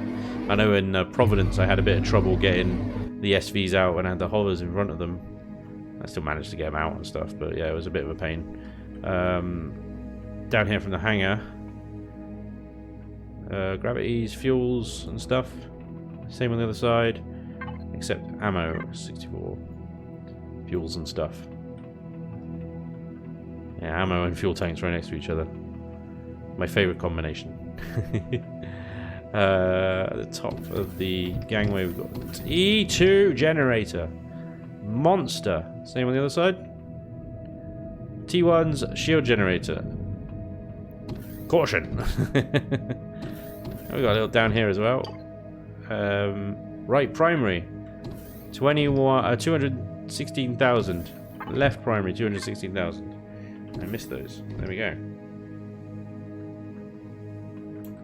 That's everything. That's the ship. That is the ship, ladies and gentlemen.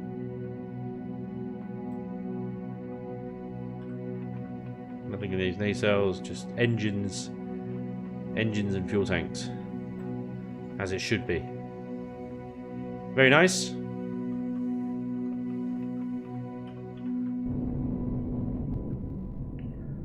Fast. Turns reasonably well, despite the nerf.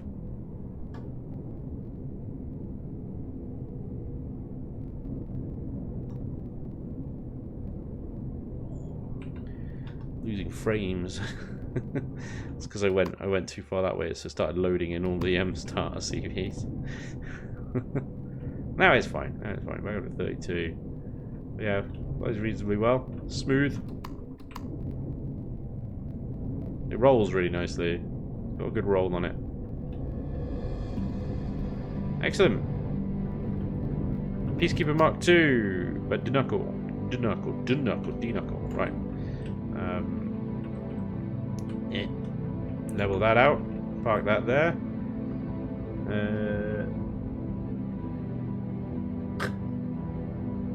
Right, fine. Another text from the wife. Everything's fine. Carry on. Next. Right, so first of all, hang on. Next Peacekeeper 2 is this one. That's the wrong bloody thing. Window. We need to go to that one. There it is. What's going on in there? No. Yes, but you already have a combat CV at this point you need. True. Bearing in mind, though, I set the challenge before CV to CV docking was a thing, and I didn't know that CV to CV docking was going to be a thing. So the combat CV, the whole idea was that was going to be parked somewhere, and when I needed it to take on bigger, badder challenges, I'd bring it back. But for day-to-day combat, your drones and maybe even your sort of basic POIs and stuff, the endgame CV was supposed to be that. Now, as fortune would have it, was the CV to CV docking kit would have gone. I could just drag my combat CV everywhere and not risk the endgame one. But that was never the original intention. Anyway, next up is the Shinobi Mark II by Miss Penelope. And have a Star Trek influence on this one by any chance, Miss Penelope? Right. Pretty.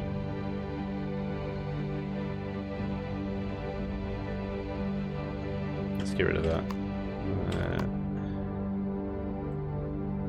Oh yeah, yeah, definitely some Star Trek influence going on here. I think maybe a bit. Yeah. I bet some decent side thrust there by the looks of it. Very decent reverse and forward thrust, and a saucer section as well. Let's pop everything out. Let's go. Space turrets, planet turrets, multi turrets, external lights. Everything's on. All of it. Oh wow, yeah, that's bristling, isn't it? That's a broadside array, I'm gonna say, isn't it? So bank left, wide circle around the target, and all those guns will open up quite nicely.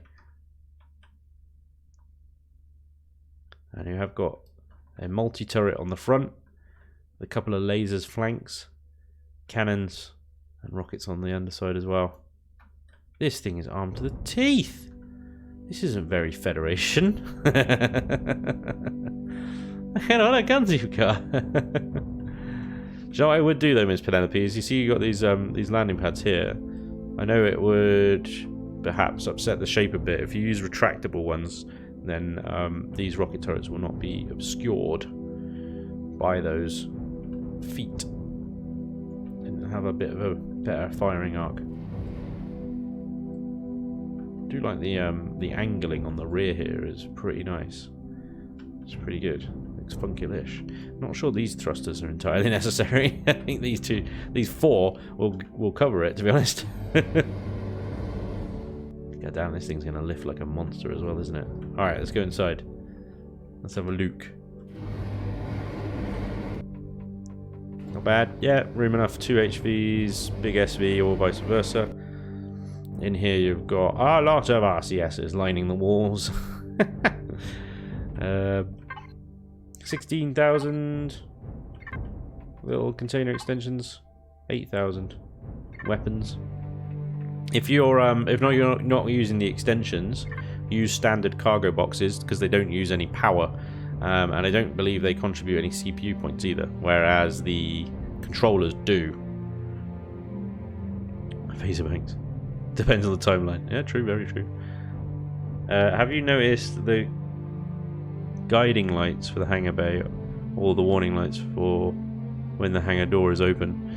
I did just notice those ones. Yeah, the flashies on the side here, and the guiding lights on the bottom, and they are timed. Look at that.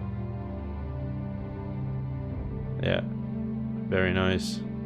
I do love doing that. And the lights shine when the hangar doors are open. The hangar door closes, and the blinkies turn off. Which is excellent. If only you could get the warning noise from Next Generation when the hangar shuttle bay doors open. Can't remember how it goes.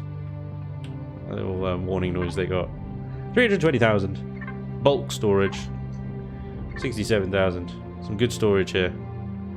Armor lockers as well. Medical, O2.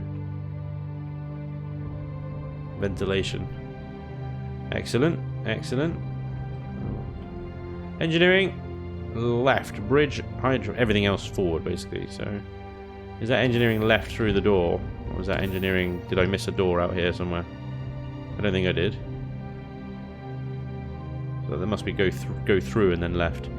You've got your shield generator. Straight in front of you. Grav. Through the door, yeah. Repair station there. We've got constructors. Advanced constructors. The Wi-Fi is on some pyramid-esque plinth. Look at my Wi-Fi. Isn't it wonderful? All it needs is a little glass cage around it, and we could all admire it wonderfully. Nice. Warp core right, bridge, and everything else straight on. Cool. I do like putting the shield generators behind some kind of glass, or making them sort of partially visible. It's quite cool. So especially if you can get it so the spinny bits are just about visible through a gap or something, it's quite nice. Right, through. We got an elevator up. Let's ignore that for now. Carry on straight through. I like these little floating LCDs everywhere. You can use the invisible ones now. I probably need to update it with that, but and have the text floating rather than the LCD. If you know what I mean. You got your warp drive here. A bit of deco in here as well. Excellent. It's very, you know, the wood finish is it's very, you know, upmarket. It's like a Jag.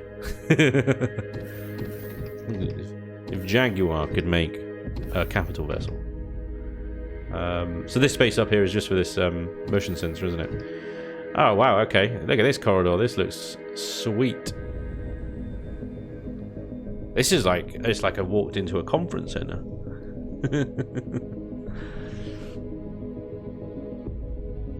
Which way do I go? Hydroponics to the right and metal straight on. So hydroponics. 2 sets of 9, which is plenty. Plenty of plots. And our canteen. Fridges and food processors. Excellent. And lovely views of the planet you're orbiting. That's pretty cool, isn't it? I like that. Oh, hello. Please stand by, ladies and gentlemen. A soaking wet cat has arrived. Better not stand on all my paperwork that I've left on the floor haphazardly. Yeah, git. It has 2 hydroponic bays, doesn't it? Oh, we've strolled into the bridge, but yes, you do. The symmetry mode for the win. And medical over here as well, yeah. Or a bit of it, at least, anyway. Back out to the hallway. No! No, you sodding wet git. Oh, why are you so wet? You've been out in the rain. You're a cat, you don't like water. Dickhead. Right. Yeah, it's very cool. Very cool. So, actually, yeah, 4 sets of 9 overall. The only thing missing from this med bay is a med chamber. Yeah.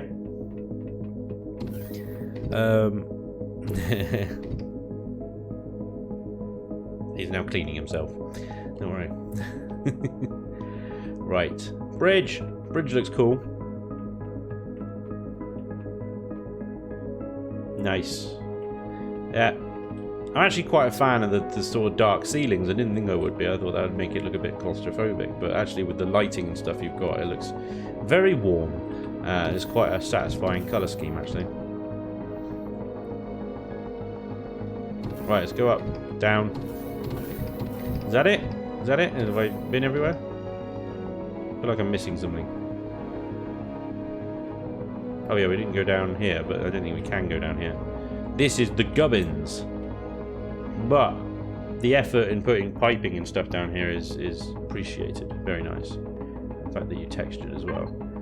Bolt storage is here, and that's just through to the hangar, isn't it? Yep. Excellent. Very nice, Miss Penelope. I would say you got some really good shaping here, good functionality. Again, armor-wise, we're 1 block, aren't we? Yep. Oh boy, you've got some guns, and it's got shields. And it's got shields, so... Yeah. With that number of guns, you might be alright. Just relying on the shields.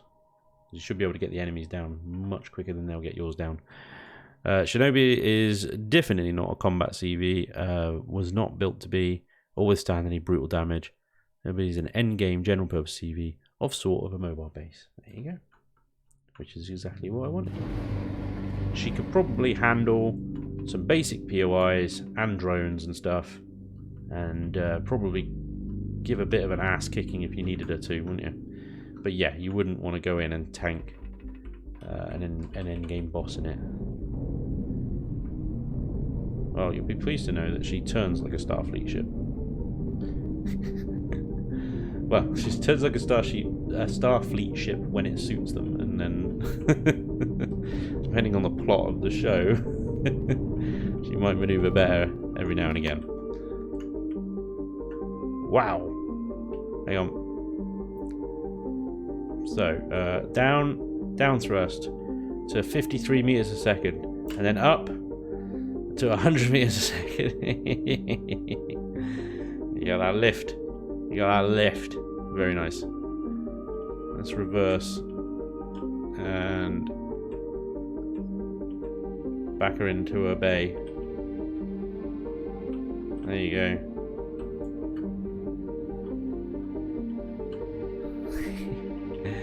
Ridiculous amounts. Very good. She's giving you... Oh, she's got cat. Multiple lift settings. Yeah, we did see that in the control panel there. Ah, I'm losing my buttons. So yeah, you've got main propulsion, medium thrust, maximum thrust, and then all the signals over here as well. So you've got a full suite of shortcuts and signals and stuff. What he's doing. Oh, hello, cheeky. Comes in at 20,000 Sathium. 3,000 thereabouts. The restrooms are cozy for 36 square plots. Not bad at all for an endgame CV. That's actually very reasonable, especially when you see the cost of my endgame CV, the Superlifter. It is very expensive.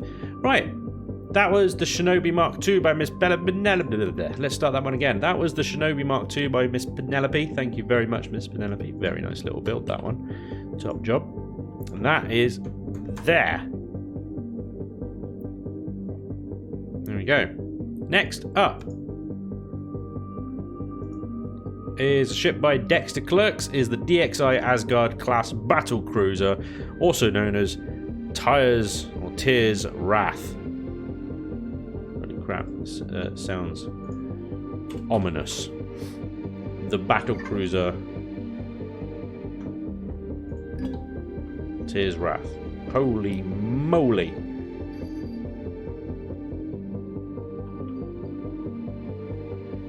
Let's hit that F6 and get rid of those things again. Yikes.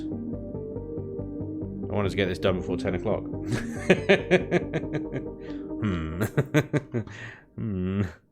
Right. Yo. Piping. Look at the landing foot. That's awesome. That's epic. This thing is enormous. She might be a little bit late. Beast. Holy moly. What a monster. Right. Switches. Combat, APD, sentry, parking. Parking is off. We want thrusters on. That gives us 22 minutes to get through 9% of the fuel. Oh dear. That's funny.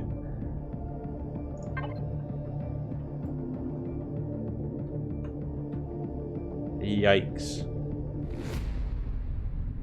Now that, yeah, that's a battle cruiser, that is, isn't it? That is a lot of ship. There's a lot of ship.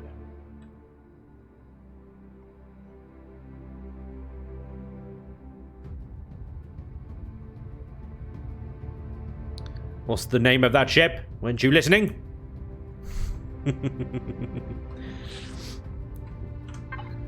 The DXI Asgard class battle cruiser.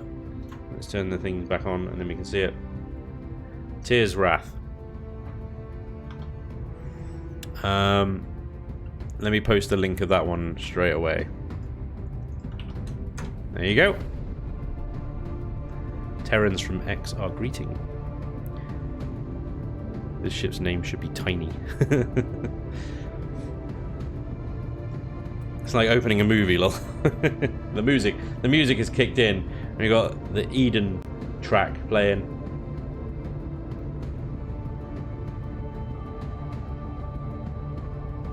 It just about dwarves everything, even a planet. It is an absolute monster. Hang on, let me time it with the music.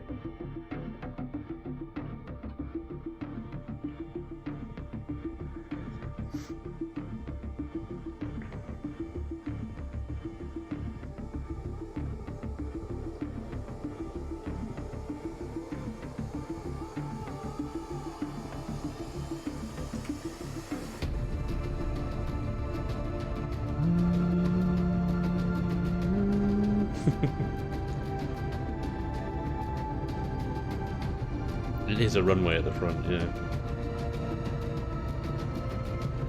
There's a bit of the explorer ship from Babylon 5.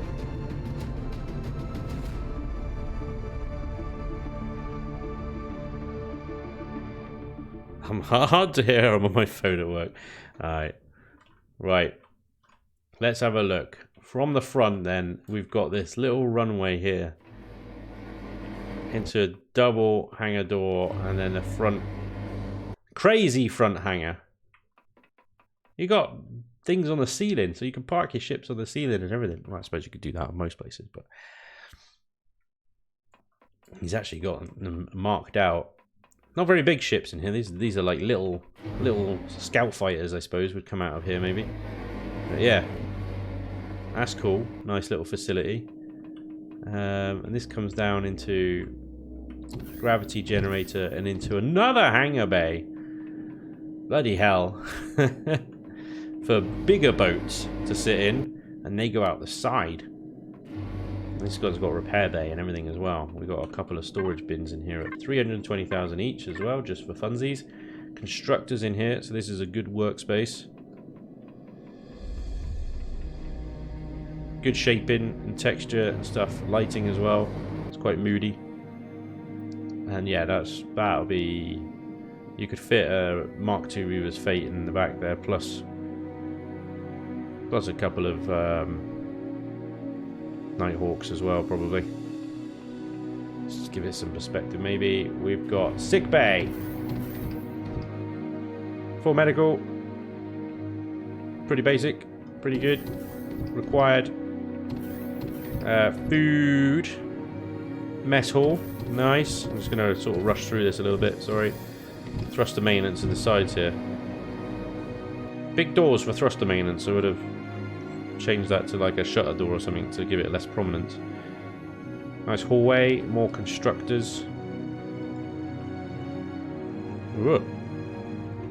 Got lots of doors and shutter doors off to the sides here, but I'm suspecting these are all more thruster access and stuff. And we've got some storage here as well, 320,000. And this one goes off to more thruster access and another gravity generator. So we go through here, we got engineering. Oh, shield generator. Warp drive. Pipes. Many pipes. Many pipes and many Steves and Carols and Daves standing around doing NPC stuff. There's a space station with thrusters. I like that. TT generators. This is the back. We're in the butt. We're in the butt area now. Alright, so this is where we came through, wasn't it? Yeah. We got these little shuts. They go to thrusters. So how do we get upstairs then? Right, I must have missed. Oh no, there it is. Oh, we've got a down and we got an up. Wow. So that goes out, presumably out of the ship. Yeah, so that's a little airlock hatch. I like that. Down further. Ah, this is the garden. That is a lot of grow plots. And 9. So what's that? 3, 6, 8 plots of 9. 8 sets of 9 grow plots. Shut doors on these windows. How do we open those? And there's a actual access to the floor as well, so you can land it. Crikey. That's going to burn some fuel, that one, isn't it? Land that. Those are the grow lights.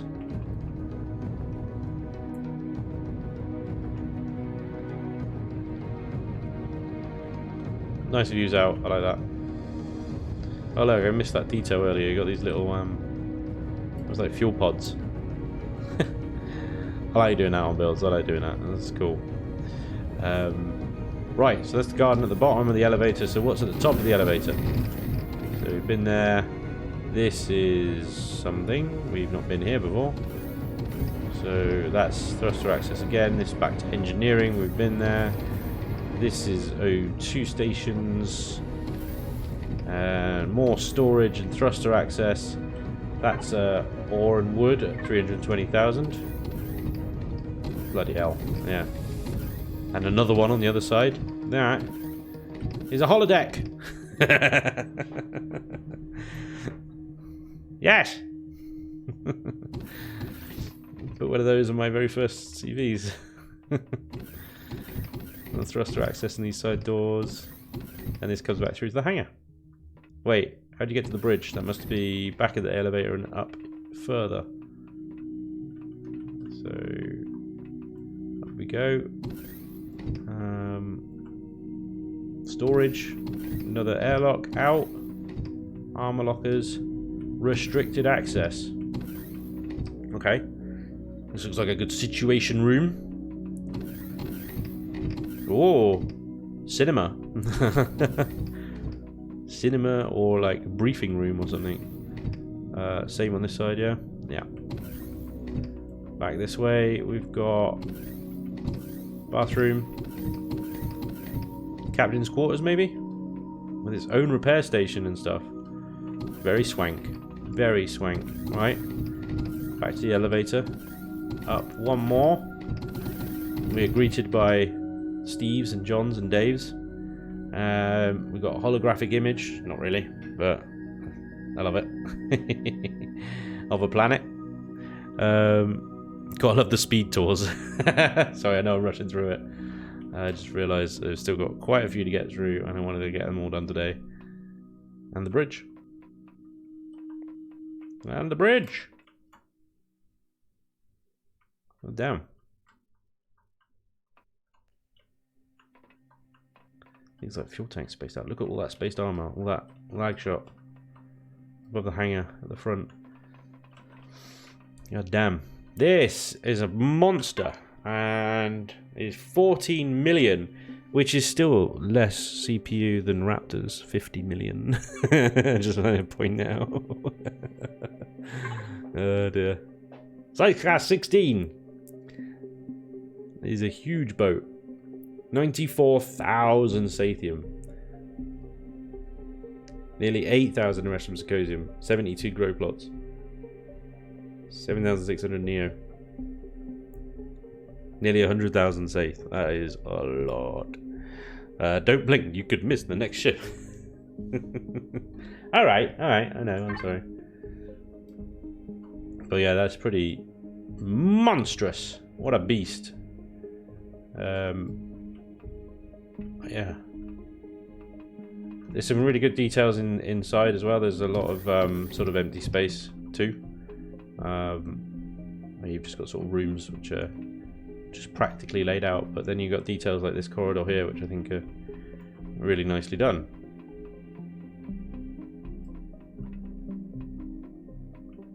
Excellent.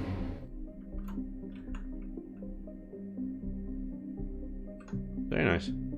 That's the DXI Asgard class battle cruiser, Tyr's Wrath, and that was by Dexter Clerks. Fantastic effort, sir. Well done.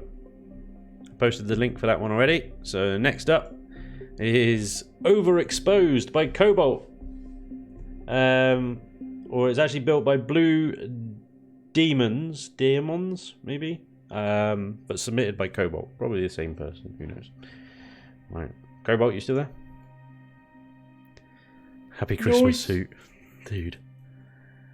18 months. My lord, what a hero. Thank you, sir. Very kind. That is awesome. 18 months. Damn. Amazing. What a legend. Thank you, Mr. Hoot. Much appreciated, sir. Ah, same person. Okay, cool. And this is the Overexposed. In complete and utter contrast to the last ship. Overexposed, this is the endgame CV that Cobalt submitted, is a greenhouse with thrusters. Basically, my tiny one would follow that monster. Yeah. Why have you got shields around the thrusters? Why have you done that? Fair enough. Cool. Exposed fuel tanks. O2 tanks. Oh, brilliant. Walk in, headbutt a thruster. Get cooked on the way to the shower. Well, it's good that there's a shower there because you need it to survive the cooking. It's a decent sized hangar, to be fair. Definitely fit a couple of decent HVs in there. You have actually got a shield generator as well, amazing. I was about to say. 320,000 both sides, yep. Shield generator. Gravity. You've got a grow plot as well. You literally shower directly in Steam. Yeah. When it lands, it looks cool. When it lands, it looks cool with the yeah, nice. Purely aesthetic edition. I like it. Gats and rockets on the outside as well. Full medical. Armor lockers, O2. Ah, that's cute. Look at that. That's very nice. Got some little plotted plants. You got 2 plots. 2 sets of 9 grow plots. So you're not going to starve to death. And actually, there's quite a lot of room in here, really. And you got your pentaxid, ammo, and warp. Very cool. We didn't actually take the Asgard battlecruiser for a spin, did we? Should have done that, because that thing will probably turn like an Asgard battlecruiser does. So, forward to reverse is pretty good. Not bad at all. Forward! You have been touched by Elion's hand of nerf. And it turns like a bathtub. There's more storage under the nose.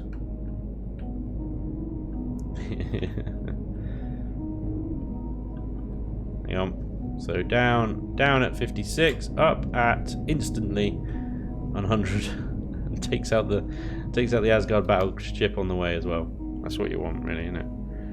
So good lift, very good lift, and that's not even all switched on, is it? Oh no, it is max lift. Well, let's just turn all the thrusters on. Jesus, this is gonna fly. Full speed. 78 meters a second down. Up. Instantly. 200 meters. That's gonna break some spines. It's definitely gonna cause some spinal injuries.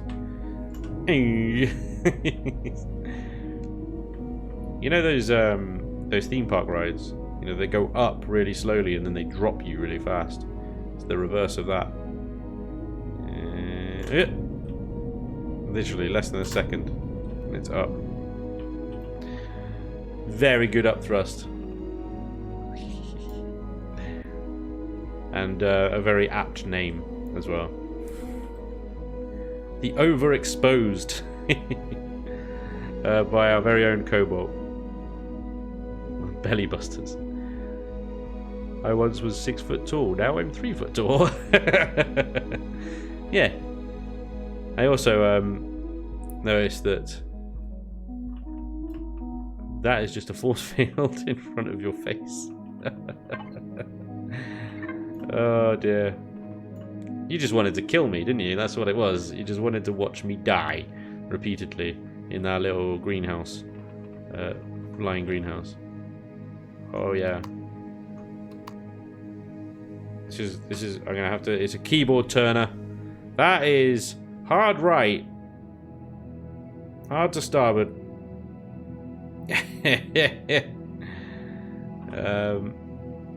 Full reverse, hard to port.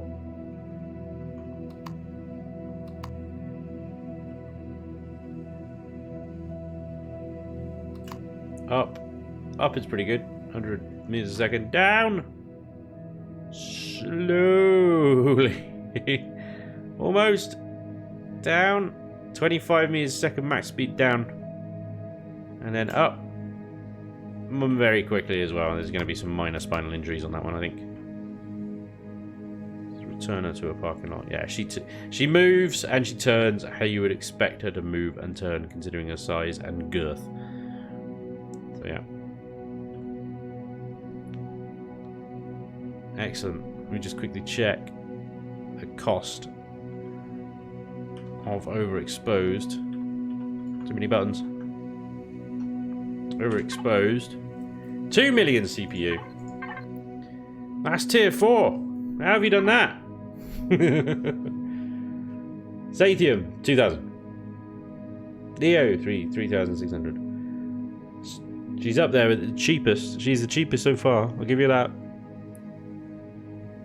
The nose platform is for pulling up to floating POI. When is the last time you've seen a small city turn on a dime? Stargate Atlantis. Come on, jeez. Literally. They sent it through a wormhole and landed it in San Francisco Bay. That's some serious maneuvers. Right, overexposed. By our very own Cobalt. Thank you very much, Cobalt. And the link to that one is there. Actually, also the deadliest to yourself so far. Yeah, there it is. Mortal Engines. I never saw that film, but I think I saw that on the trailer. Huge cities moving on wheels or something ridiculous. Right, next up. Oh, hang on. Problems. Next up is the Whirlwind Battleship by NMK 1111111. NMK 111. Whirlwind Battleship. Let's see if we can bring that in. Whirl. It's a whirlwind.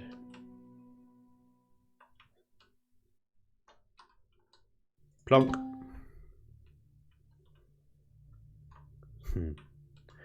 Well, this is funky, isn't it? Okay. It's got a spoiler. Let's go... cruise, forward only. Lockdown. Well, I can't have a lockdown as well as... Gravity generator on. Fridges, constructors on. Everything is on. It's all on. Excellent. Good. Right, the Whirlwind Battleship, apparently, by NMK 111. It's like it's on a plinth. So when he sent me the screenshot for this, he sent me it from about this angle, I think. So it looked like a fairly sort of flat ship. I didn't realise there was this huge hangar thing underneath it. It's quite interesting. Ah, classic. Classic NMK. We got LCDs on sensors. Nice. And the glass with the gubbins. So you can see the gubbins. What we got on the outside then? Let's have a look. It's almost like it's got more firepower on the backside than it does the front side. Flax, cannons, a spoiler, fins, piping, radar dish, the J. Randall dish, more flax, rocket launchers, cannons to the left, cannons to the right. Actually, it doesn't have a huge amount of firepower, really. The flak and the rockets will do decent. The cannons, however, not so much.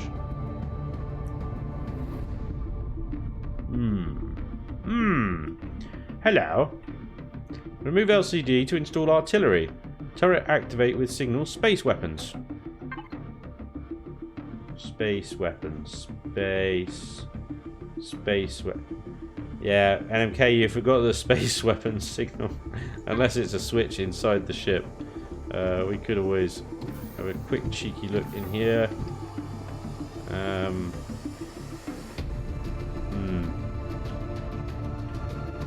Entertainment system. I like that. That's cool. I'm not seeing a switch. Well, there may be one later on, but there isn't a signal for space weapons there. But we have got a nice little slot for an arty turret, which is good. And I do like these half-block details that he puts over the thrusters and stuff. It's pretty sweet. Very sweet. And then we got this little... Hello! Let's have a look inside. So we've got an SV bay or pad on the front, which is weird. And then you got obviously this HV bay stuff. I like the texturing that he's done here. Makes it look like wheels. It's almost like a land crawler, isn't it? That's quite funky. It's a funny place to put an SV pad at the front of a ship, especially considering it won't be shielded. Let's have a look around on foot then. NMK Industries. Booster pack storage, volume 16K. 4 of those. What do we get? Deck 1, which is R1, HV hangar. Deck 2 is engineering garden and bridge. And 3 is SV landing pan, crew quarters and lounge. Alright, let's have a look. I like that. Venting to the thruster. Fuel tank. So 2. This is our engineering. So we've got bridge, med bay, and captain's quarters that way. Look at that, that's cool.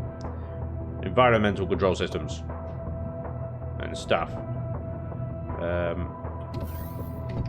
Absorbed dose. Radiation exposure. Yeah, we are stood on fuel tanks right here, so. There's the warp drive O2 tanks. Just go out to the thrusters. Thruster maintenance, there's generators there as well. Constructors. 320,000 storage. Oh, look, we've got a farm in here as well. Another 320,000 fridges. Space for another 2 sets and 9 plots. That's pretty impressive. That's pretty good. Nice. Remove the LCD to install repair console. Connect repair bay to signal repair rep bay. Then it will be activated by opening the shuttered doors. Lovely. Nice. Upgradable. Tucked away constructors. More access to those thrusters. Very cool. So if we go forward, we've got gravity and the shield generators tucked away in there. Another 320. Is that the ammo? Bloody ammo and weapon storage. Okay. I can't read that yet. LCDs for days. Mining and salvage input. 320,000. Wow. So if we go here. Oh, we can go down here. Look, I didn't see this. Here it is. So, maintenance doors closed. Maintenance doors open. Haha, that's cool. So we've got these, and they seem to shields off, gravity generator off, power save off. Oh, okay. Fair enough. LCD is strong with this one. It's an SV meat shield. Yeah. Ship info. Whirlwind battleship. Size class 4. Dimensions. Mass 9.18 kilotons.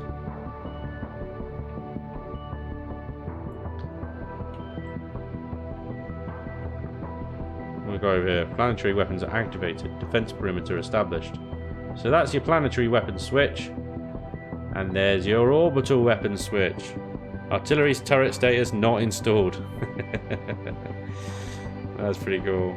Oh, he's put the LCD, the holograms on the outside of the window.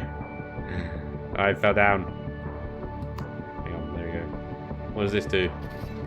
Drill turret activated. There are just switches everywhere. Tool turret activated. Absolutely switches everywhere. Captain's quarters. There's a bed, and a ladder to the bed, upside down TV. The use of space is pretty damn clever. Full medical in this room somehow. Yeah, he's managed to cram everything in here very nicely. I do get the impression, I don't know, I might message him and see what, because I get the impression from the outside that he built the ship and then attached a HV bay underneath it when he went, ah, crap.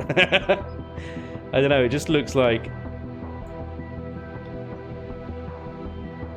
It just looks a bit added on, doesn't it? Maybe I'm wrong. Maybe I'm doing too harsh. The use of space inside and the signage and stuff is just, yeah, really, really good. Really clever. Very helpful.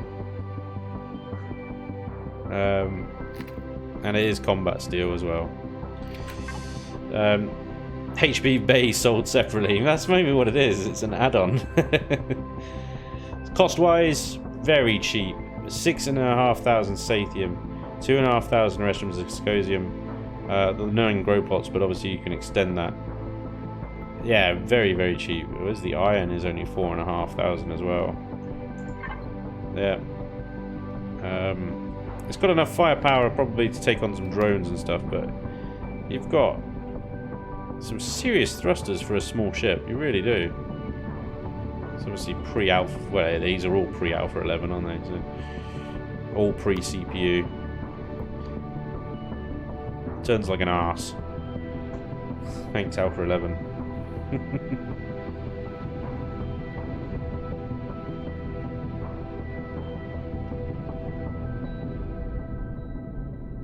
It's a hell of a light show when all the thrusters are going off, though, isn't it?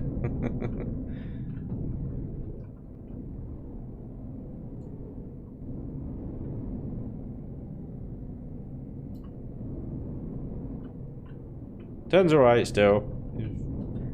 You get around on it. Right, so up is very quick. Down, not so much. So down we can get to 100 meters. And then up. Yeah, there's definitely some spinal injuries. Some whiplash cases, please. Please report to the medical cupboard located next to the bridge. Very nice. NMK 111's Whirlwind battleship. Not sure how much it's a battleship. But it's definitely got everything you need. Very cleverly tucked away. I gotta say, actually pretty impressive. Whirlwind battleship is Spanj salty much? Why am I salty? Did I say something salty? Sweet Lemon, hello sir, welcome along. Modular CV. It's the pedestal for it to sit on, showcasing his design prowess. He's only salty when it is not a nightshade. What? I'm not salty.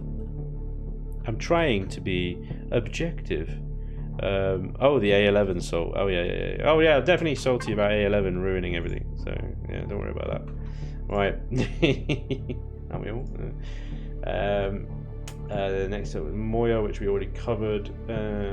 So the next one is Silver Shadow 2 by Silver Shadow 2. Silver Shadow 2. Silver. There she is.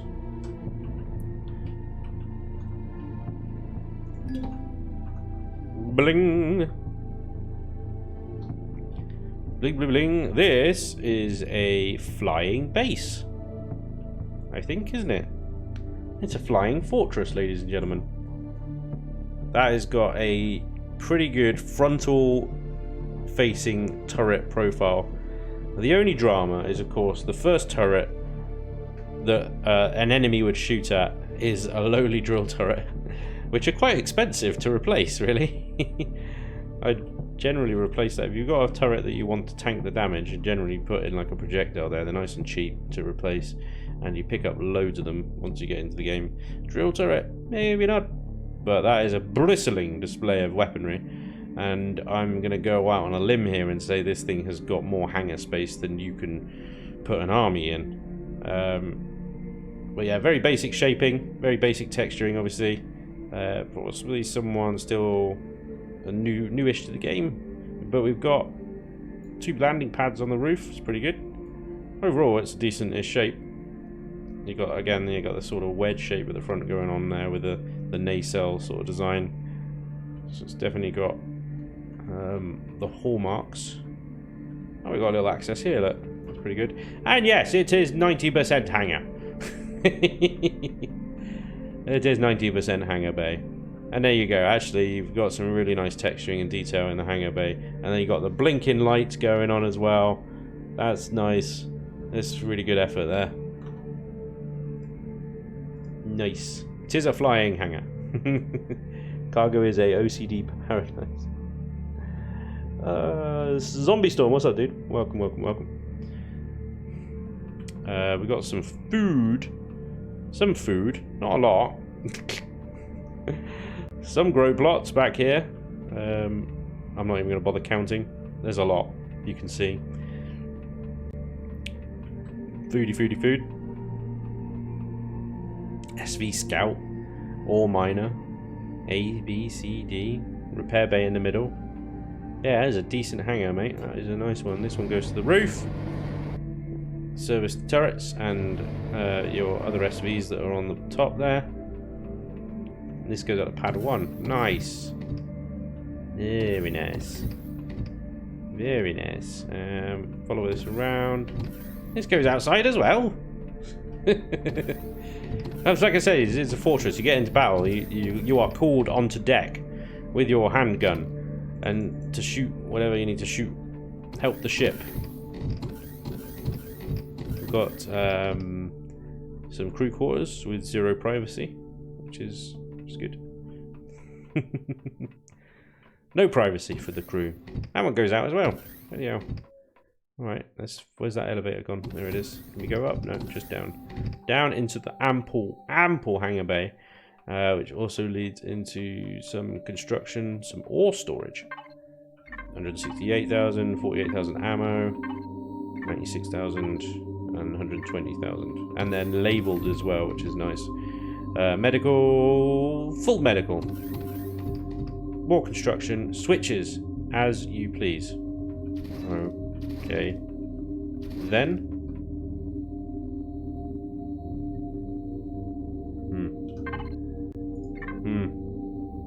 Space guns, artillery guns. Everything's on! Everything was out anyway, I think, wasn't it? And here's our pilot seat. Right to be front. With spectacular views of the universe.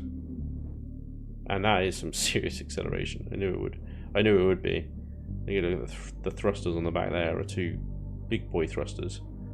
So that is, and it turns like a it turns like a bar of butter.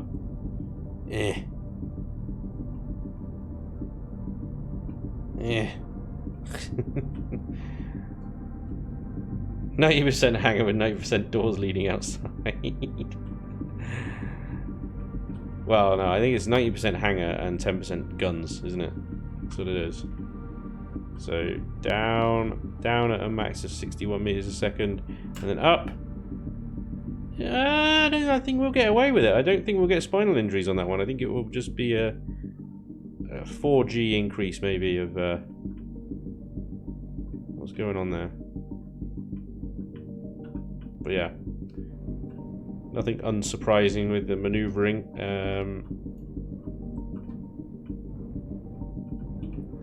There we go. Plenty of space, plenty of storage. It's a bit funny. I've got storage on that side, but medical on that side. Shouldn't be. It should be fine. I'm just like wondering cargo balance, but it should be fine. We've got more down here. 272,000. Shield generator up there. Same on that side, I'm guessing. Another repair bay. O2. And the warp drive, generators, gravities, thrusters, fantastic tank, all the other bits, all your other bits and bobs.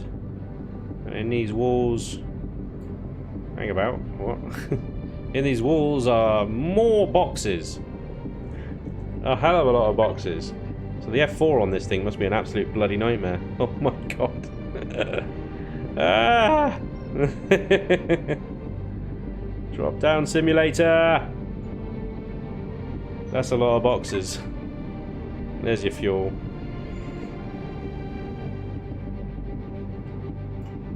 There we go. So many boxes. Fine. Good stuff.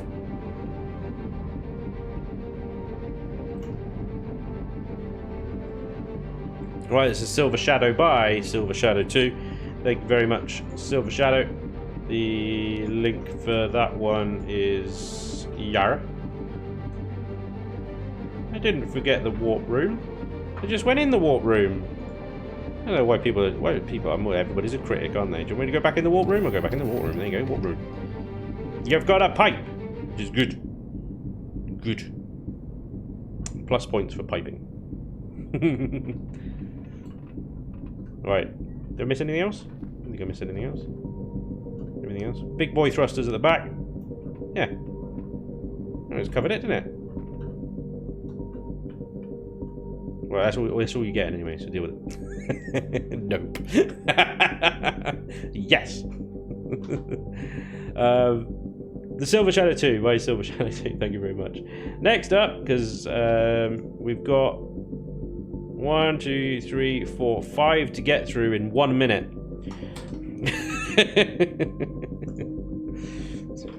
May not happen. Spoiler alert. Right. This one's going to take a while. So this was submitted by Doom Noodle, built by Jay Randall. You're probably fairly familiar with it if you actually have any eyes on the workshop whatsoever. Is the Creel Overseer WC. This is the alien capital ship that he did, and if you're not familiar with Jay Randall, where the hell have you been? He has his own channel, and I strongly recommend you check it out over on YouTube, where he actually builds these things and takes you through, you know, his thought process and how he sort of creates this stuff, and it is just incredible. It is really incredible. Such a great builder. Oh, it is defense. He typed that before he went in the war room. Sorry, Silver Shadow. I only saw it after I came out there. Make sure the pentaxid is full for the warp tour. Okay. Alright. I will do that. We need to get some pent. And probably bang, bang, bang. There we go. Everything is on. He hasn't got any switches or anything. What is the boy on? Just lost the plot, hasn't he? Right. I don't know what else there is to say about this thing other than, you know, it's obviously incredible. The attention to detail is very Jay Randall.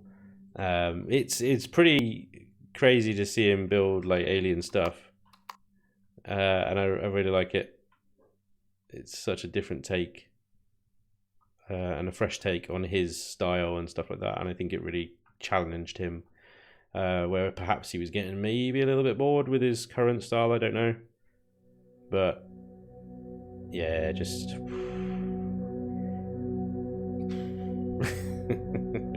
what do you say to that? I mean, just the detail on the belly, just the use of texture and different block shapes, the greebling, and I didn't even notice those hanger doors until now. There you go, some hanger doors there. the gills, there's a boarding ramp there as well. Everything just blends in so nicely. Right. Oh, frames.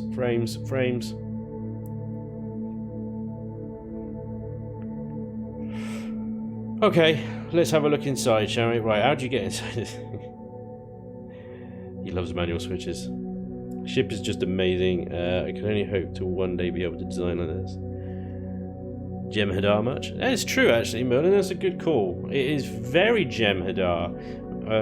The whole sort of purple kind of thing is a Jem Hadar style. I'm not sure. I wouldn't say it necessarily is the shape of a Jem Hadar sort of ship. I think they were far more curvy and pointy, weren't they? The Jem Hadar stuff. So you can't really do that in Imperion. Curvy and pointy. Well, you can do pointy to a degree, but curvy you can't really do. Saying that, he still managed to get a very rounded kind of look to the top here. So well done. But yeah, the purple is very much Jem Hadar's color of choice, isn't it? Okay.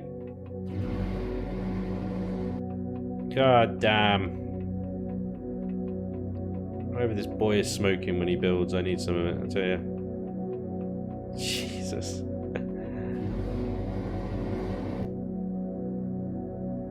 Yeah. Wow. There's so much to look at, I don't even know where to begin.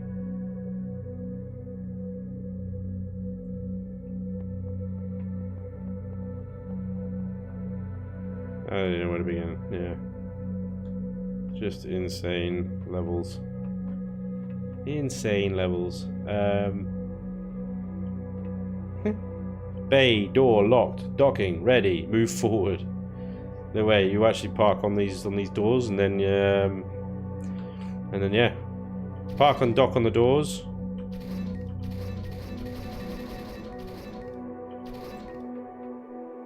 Hang on. Locked. Oh. I can't tell. Stop. Right. Move forward. I don't understand. Oh dear. Next playthrough, you should try his co-op built space carrier. Stop. I've stopped. Now what? I think I might need to be in a tank for that to work. It's for the HVs to drop from, yeah. Oh, there you go! It opened! Yay! Yeah, it might help if I was actually in a HV though. But good signal logic. Nice!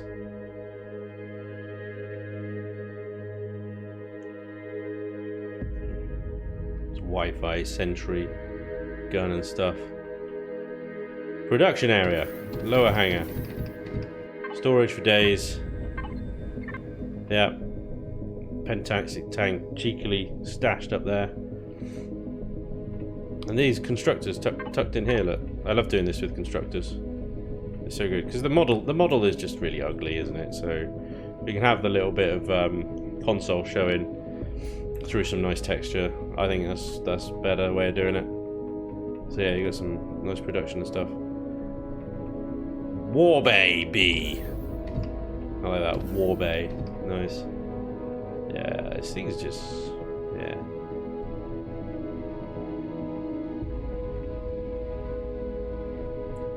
I say the boy gets enough praise, but it's always nice to you know, compliment people that work very hard to create beautiful things.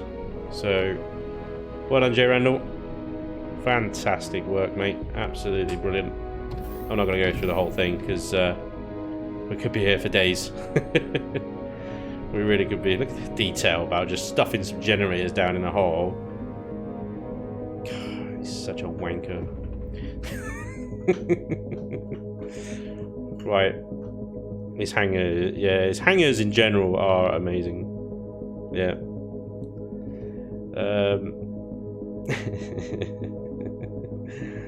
Right. We could be looking at that for days, but I will let you guys check it out for yourselves. There is the link. There's the Creole Overseer by Girandol. Next up is The Dictator by El Presidente. This will be fun.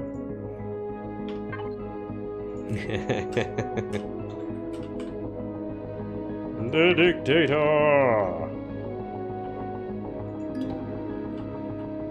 Smashing. Yes. That's what I'm talking about. Yeah, I did say that name suits very well. And I especially love the little wing on the back. Nice. Very good. Very good. Extra thrust. Look at the guns. Many, many guns. It benefits from many guns. We got some extra thrust somewhere, and we got some... Hang on, have I got all weapons? Turrets, weapons on. There we go. Lasers, rockets, gats on the front. And that's a boarding ramp, isn't it? Yep, that takes us up inside. Nice. Fridge, armor. Into an elevator, and that goes back outside. So we'll go up the elevator. And we got doors on every side. So we've got thruster access on both. And this to the hangar. And that's a pretty good hangar bay, and you've stuck the warp drive on the ceiling of the hangar bay, which is quite a nice little touch as well. You can see the fuel tanks and generators through there. Got some purple glowies. And the constructors are on the ceiling as well, that's pretty cool. Nice. Armor lockers. Repair. 320. Put some 16s on the floor. Each one of these. 16k. Very good. Nice use of stair blocks. Well done. Use the stair blocks in a way other than for stairs. Extra points. Airlock. Bridge. You stole that sign from someone. Or did they steal it from you? Presidente. I recognize that from somewhere else. Sorry, I steal LCDs all the time. Let's go through the elevator. So let's carry on forward. And we got Pentaxid, Fuel O2. And that's the front of the ship, isn't it? Oh, we got your CPU extenders under the stairs. That's a nice little. That's a nice way of hiding them away. There's the core. That's where you need to shoot if you're taking it out. We go up the elevator to the next floor. Hydroponics. Here's our grows. 3 sets of 9. Full medical. Fridges and stuff like that. And views over the nice hangar bay as well.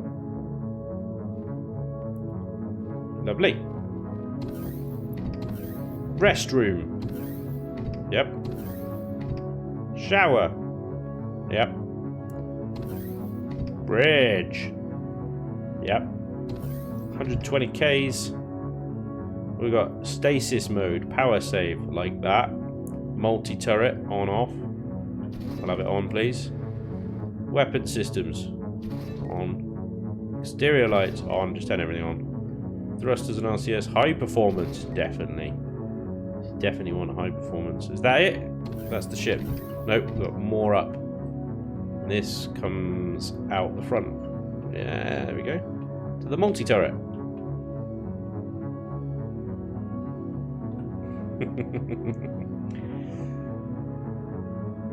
I actually really like that. It's got a lot of character. Right, up. Down. Down and slow. Down to 68 meters a second. And then up. Instantly. Definitely some spinal injuries on that one. Actually still turns and stuff alright, really. It's reasonably survived the touch. The dreaded Elion nerf touch. The frames! Oh god, the frames! Who put a bloody J. Randall build in here? It's tanked everything.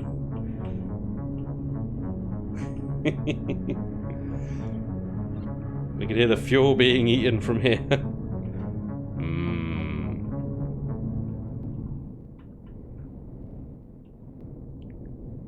The frames. The frames. What would somebody think of the frames? 12,000 Sathium, not bad. A decent amount, not too much. 3,000 Resum Zirconium as well, perfectly achievable. Nothing too mental. And tier 4 at 7 million CPU. If you're interested at all in CPU. If you're not, fair play. Are they pulse lasers or are they draw lasers? They're actual draw lasers, aren't they? Got some drillies. Got some drillies, got 4 drillies. Lovely. Very nice. Thank you, El Presidente. Actually, it's just Presidente, isn't it? Apologies for mistitling you there, sir. The Dictator. Cool little boat. A lot of character. Nice build. Well done, mate. So while still going. Well, of course, you are. Dumb statement, really, lol. Hey, Stu, welcome back. That was The Dictator by Presidente. Yeah. I like that. Nice. Next up is...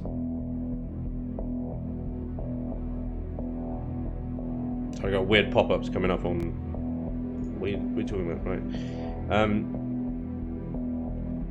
The Vapor Mark 1 by Hazy. Let's have a gander at this then. Vapor Mark 1. If my frames can survive adding more CVs to this instance. The HHCV Vapor. Mark 1 by Hazy. Frames! Save me. Don't look that way. I might have to move to the other side of the planet to do the other ones.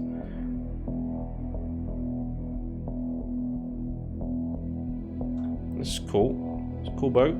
It's thick. She's a thick bird. She's well thick.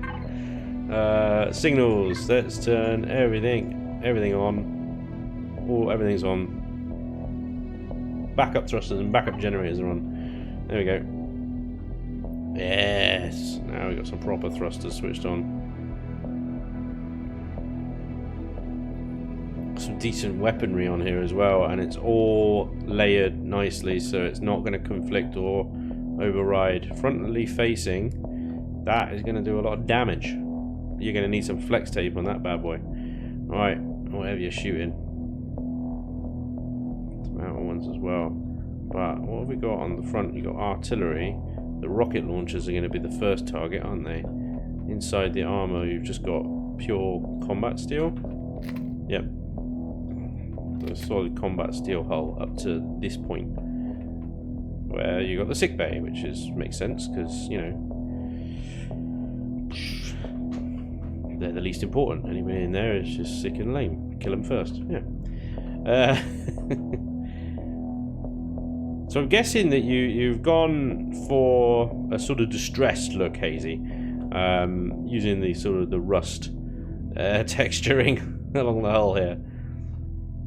The sort of distressed, hard-working, worn look. That's a lot of bloody forward thrust. That is. Damn, there's a lot of forward thrust. This thing's gonna shift. Here's a lander though, yeah? Not seeing any landing gears.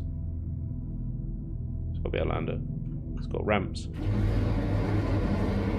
Yep. HV hangar. Big old glass window. Jesus. That's a big room. Need an SV to fly around in here. Look at the little cages for everything. Generators everywhere. Warp drive. Hazy is a fan of the heavy glass. Damn. This goes up above. Oh, I'm the wrong side of it again. I'm looking at all the bloody ships, aren't I? I need to be the other side. Hang on. Whoop. Let's just look that way. There we go, that's better. So, there's a shield generator above the warp drive. Kind of glad I'm in God mode, because I think running around on foot here, we just take... come on.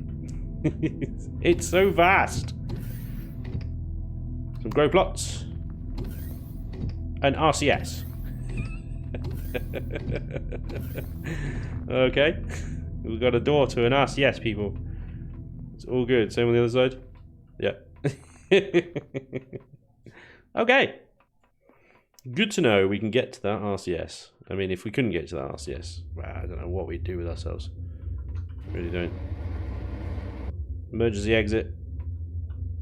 So the problem with these ramps is, as you can see, once it's down, you've actually only got basically a 1.5 block clearance between that and this block. So usually what I see a lot now is that those blocks go and people put ramps that side to so that they go up at the same time as this goes down, and that gives a lot more space. Some of the starter CVs that we were looking at the other day did that very effectively. Some storage, some fuel, nice elevator up to more storage. Are there any extenders? There are. There's some down here. 320, yep. Constructor left, constructor right. Cargo bay. That makes sense. And medical, which we saw earlier. Full medical. Right, where do I go from here? Ah, there's another elevator in the middle there. Here we go. This goes up to captain's quarters. Flight controllers up. I like the little crew quarters. And SV landing bay. Sweet. Quarters. Yeah. Big quarters. And the captain's got his own mezzanine floor. Look at that. Bloody hell. Well luxury. His own private elevator. Lovely. And up to the tippity top, we've got our bridge. Excellente. Right, this thing moves like crazy. Forward. Backwards. Forward again. Are you feeling sick yet? Right, 100 easily. Slow on the down. We got maximum of 35 meters a second on down. So full speed down and up instantly. Feel those G's. Feel those G's. That's gonna hurt in the morning. Bloody hell, the frames. Look over there and it's just like, I look over there and it's like, everything's fine. Sort of. Not really. Right. Smashing. I'm just going to leave them on. That's the HHCV Vapor by Hazy. Thank you, Hazy. Excellent, excellent. Let's copy that. Is the link to that one. There it is. So, next up is the Git. Actually, it's called the Revengeance. Revengeance Final. And this is by Dragon House. Built by JDR on Steam. Like I said before, possibly the same person. Don't know. So, what was it again? Git. There it is. The Vengeance. The Vengeance. Let's go far away and get some frames back, shall we? Let's get some restored frames. Have some frames? There we go. There's some frames. Right. Look at that. 70 frames a second. Amazing. So, the Revengeance. Git Revengeance. Well, this is all swank looking, isn't it? It's proper swank looking. This is by Dragon House, or submitted by Dragon House, built by JDR. I just got the link for that one. There's Wimpo Man. Hello, sir. Welcome along. Welcome along. We're looking at the Git. The Git. Let's battle stations. Excellent. Pop that out. Love that. Guns aplenty. Yeah. And lights everywhere as well. Jesus. It's like a bloody disco. Lights and guns on all fronts. Every which way you look. That's pretty decent though. I like the shaping. There's some good use of blocks and shapes and colours and stuff. I like the contrast. Black and white is always a good choice. Yeah, look at this. So many light thrusters and T2 RCSs. The bridge is behind 14 layers of armoured glass. Nice. That's so it's easier to see. All the lights. The disco lights make it easier to see. Yeah, I really like the shape. It looks sleek. It looks nice. Some good use of shapes going on here. And the overall shape of the ship as well is pretty interesting, pretty nice.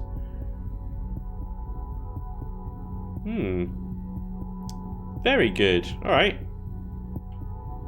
Armed to the teeth. Signal logic. There you go. That's what I was just talking about with those ramps. You see how that's now much better clearance. Just back out. Come on. And you can see how that sort of slots quite nicely now. You got hangar bay there as well. Ah. He's done an X-Cal, I think. Actually, I think it was my idea originally, and then well, it was not necessarily. I said to Xcal, because in this Shirisei Daisho, when I reviewed that, I said the first thing that gets blown up are the drills. So he put the drills on the back and put a rear set cockpit on his next ship.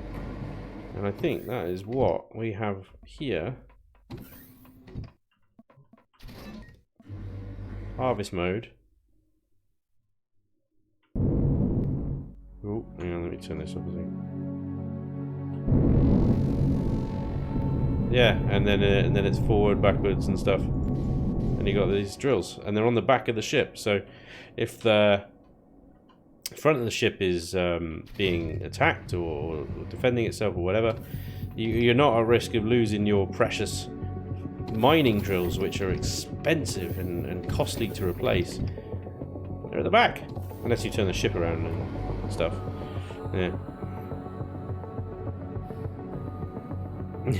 Blind the enemy. So this is quite a small hangar bay, but you can definitely get a hover vessel in here, and the repair bay. But I would perhaps put the repair bay up here, a much larger hangar space. But I guess it depends what you're going to need to repair, because if it's hover, you need to be able to get the hover vessel in. You won't get it in the SV hangar, will you? So repair console. Got some storage boxes, 320,000. LCDs ready to label them as well. Assembly 1 offline, assembly 2 offline. We'll have them online, please. And the constructors are tucked behind these. Ah, that's a nice touch. I like that, that's cool. Alright, let's go in. Whoop. Plenty of plots. Obviously you've lost 2 out there, but it's fine. The fact that you've got 2 full 9 plots, it's okay, and then the rest you can just dedicate it to fibre and keep your sort of plastic production going. Core is tucked away, Wi-Fi is in there, and like that. Let's stay down on the lower decks. Excellent, front access. Full medical. Armours. Ramp unlocked. Pentaxi tank there as well. And we got our bridge. Brilliant. We got our bridge with 2 Steves. A Steve on either side. What does that do? Who knows? What does that do? I don't know either. It doesn't turn on any LCDs or anything like that, so I guess we'll just move on. There's a medical chamber. There's another one over there. What does this do?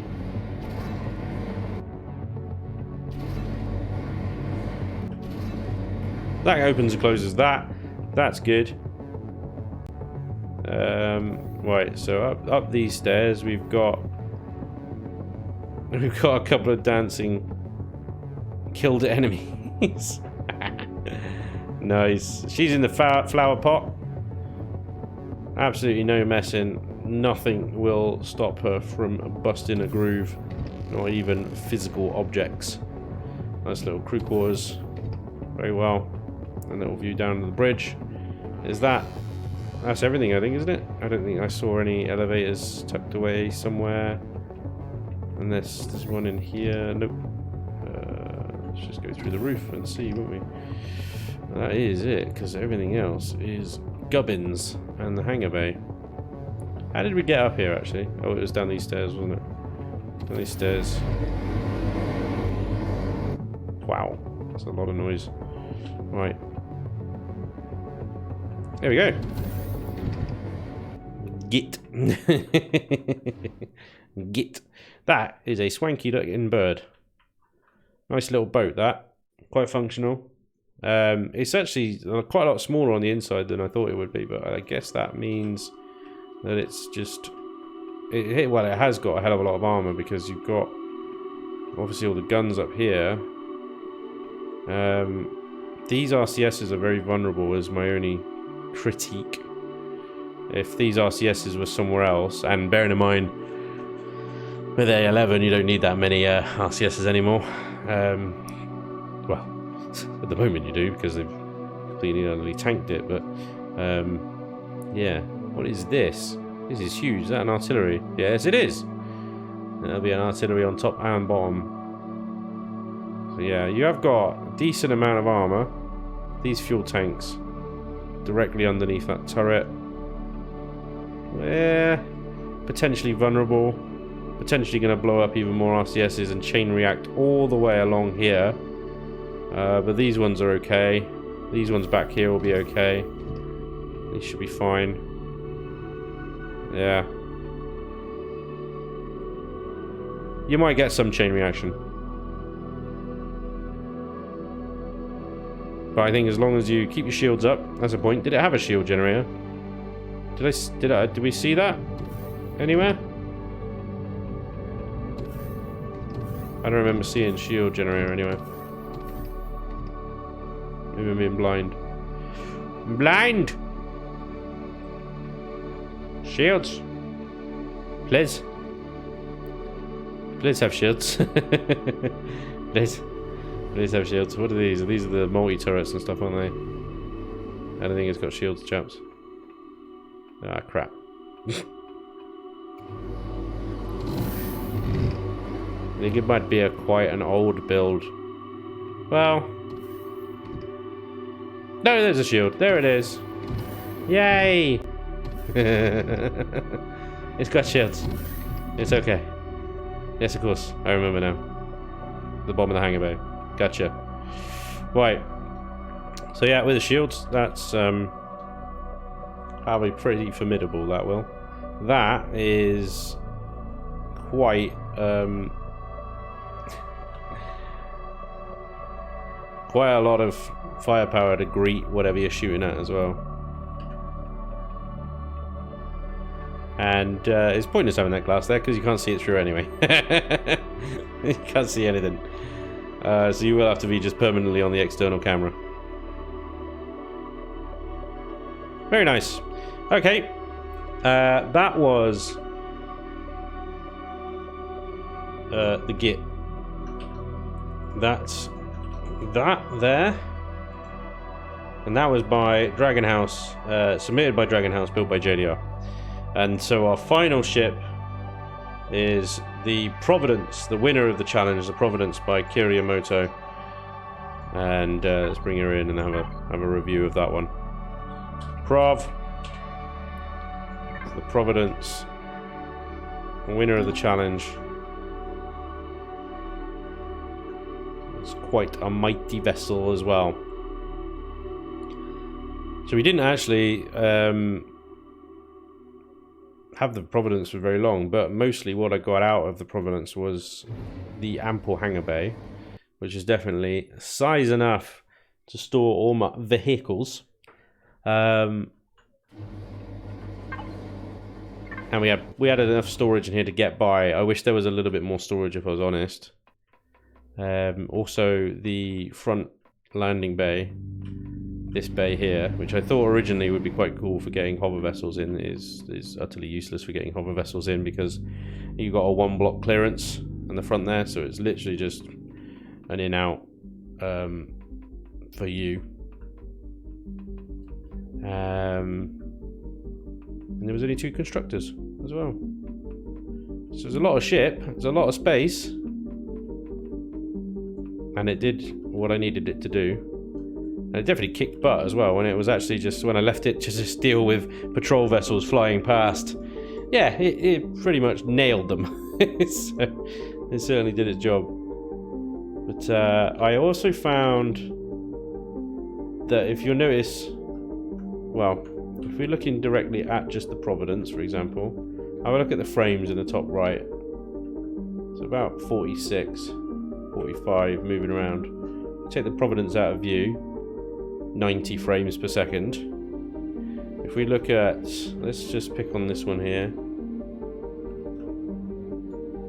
Might be a bad example because it's got a hell of a lot of lights on it. 44, 47, 48, 40, 47, 48, 47, 48, 48. Yeah. Basically, along with everything else that was going on in Project Eden, I just found the Providence was causing a bit of frame drops, and I think I'm not 100%, but I think there's a large part of this is in the size class. Where can we see that? you see the size class. Size class 11, which isn't a huge amount.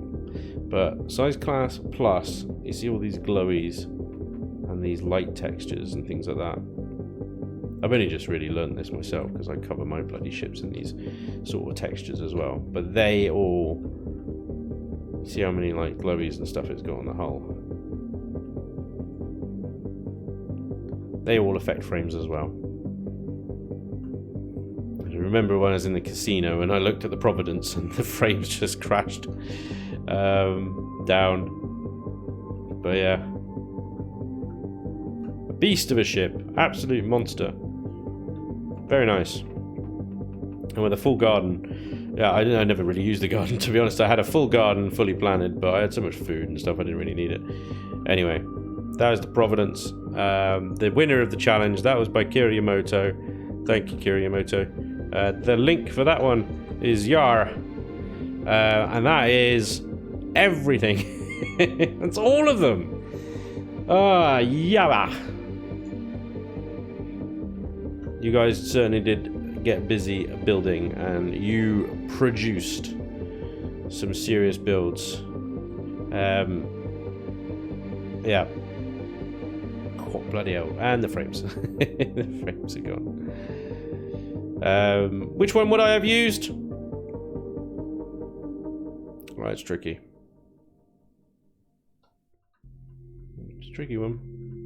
There's some really great builds here. I don't know, given what I wanted from it, what I wanted to do with it, I don't think... so I can't remember the names. The Caravel, because of the standard steel armor. It's a good little mining ship. I would have used it more as a mid-level ship rather than an endgame. Yeah, it does everything that you want it to do, and it has the hangar space, but yeah, the armor for me isn't there. The Cantor Ketty doesn't have a farm. The hangar's a bit too small. Yeah, it doesn't quite have the stuff that I need from an endgame ship, so I wouldn't have chose that one either. The Peacekeeper, it's nice looking, it's sleek, it's got the production, it's got a bit of a farm in there, it's got enough hangar space and stuff like that. It's pretty reasonable. But again, there's the armor issue. It's 90% glass, so probably wouldn't have chosen that one either. The Shinobi, armed to the bloody teeth for a Federation ship. Really nice build. I love the interior. The color scheme is really warm, nice. This corridor is incredible. It looks so good. You got the production, 2 constructors in here, the farms, and you got pretty much the hangar space and storage and stuff that you need. But again, your armor is just steel. I mean, it is combat steel, yeah. Yeah, it would have been fine. This would have been a good choice, I think. This would have made it quite interesting. Yeah, it's just arms to the teeth. Again, I don't know, maybe, but I don't know. It wasn't quite my first choice. Ooh, Windows.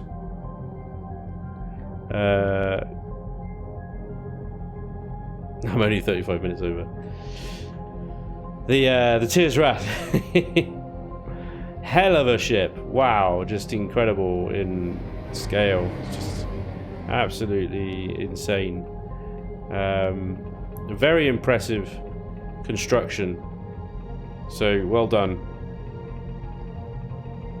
for that. I wouldn't have chosen it because of its size, its sheer scale, and the subsequent cost. I was playing on a game with auto miners deplete the deposits. My sole, or my primary income for resources was actually POIs and traders and getting 100,000 Sathium and stuff. I don't even think I had 100,000 at the end when I was just swimming in Sathium that I didn't know what to do with. There was not 100 stacks there, so I wouldn't have chosen that one. Overexposed. I love it. It's so funny. Brilliant. I might have chosen this for the comic value and get myself killed a lot. But realistically, no, I wouldn't have chosen that one from the endgame build either. The Whirlwind is interesting. It's also really weird. It's got internally, it's really clever use of space, LCDs and things like that. It's obviously very well done and compact and compressed, which is very typical of NMK 111's style. And it's got, in fairness, the storage, and it's got production, and it's got the farm. I don't think it's necessarily lacking in the functionality that I needed. Bloody hell. What it is lacking in is firepower. The armor is combat steel, it does have a shield, but that front-mounted SV bay really puts me off. Putting Stellar on there is, yeah, not good. Silver Shadow. It's quite a basic design. 90% hanger, 10% weaponry. Yeah, it's a huge monster. That F4 menu would have done my head in. That's just too much. I can't deal with that. Larger container controllers, less of them is my preferred sort of thing. Huge garden though, and yeah. But yeah, the weaponry and the placement and where you sit is questionable as well. So I probably wouldn't have chosen that one. The Creel, I wouldn't have chosen the Creel. It's just, it's amazing. Don't get me wrong. It's absolutely outstandingly incredible build. But no, I wouldn't have chosen the Creel. Just, it doesn't fit the series right. It's a frame killer. It's got too many glowies, too many triangles. It's size class 19 for crying out loud. Yeah, it's probably costs an absolute fortune as well, doesn't it? I'm pretty sure. 69,000 satium is not too bad actually, but yeah, it's pretty much up there. Wouldn't have chosen the Creel anyway. The Dictator, yeah, maybe. There's so much character in this little green monster. I'm not sure if it's got the space though, it's the only drama. We've got the garden, the storage in 16k, 4 constructors, 320k on either side there. Was there more? Container, you got the ore and wood as well at 320. There's the ammo, it was at 120,000, which is a lot. And everything else is in the 16,000 and 8,000 cargo containers respectively, isn't it? Oh. Ow. Oh, my butt. Daddy numb butt. And sat down too long. Right. Where was the shield in this thing? There's the... Oh, God. Where's the warp drive? What was the warp drive? Can't say. O2 tanks. Am I in the warp drive? No, this is the warp drive here. Yeah. Okay, well the shield generator's in here somewhere, I can't remember where it is.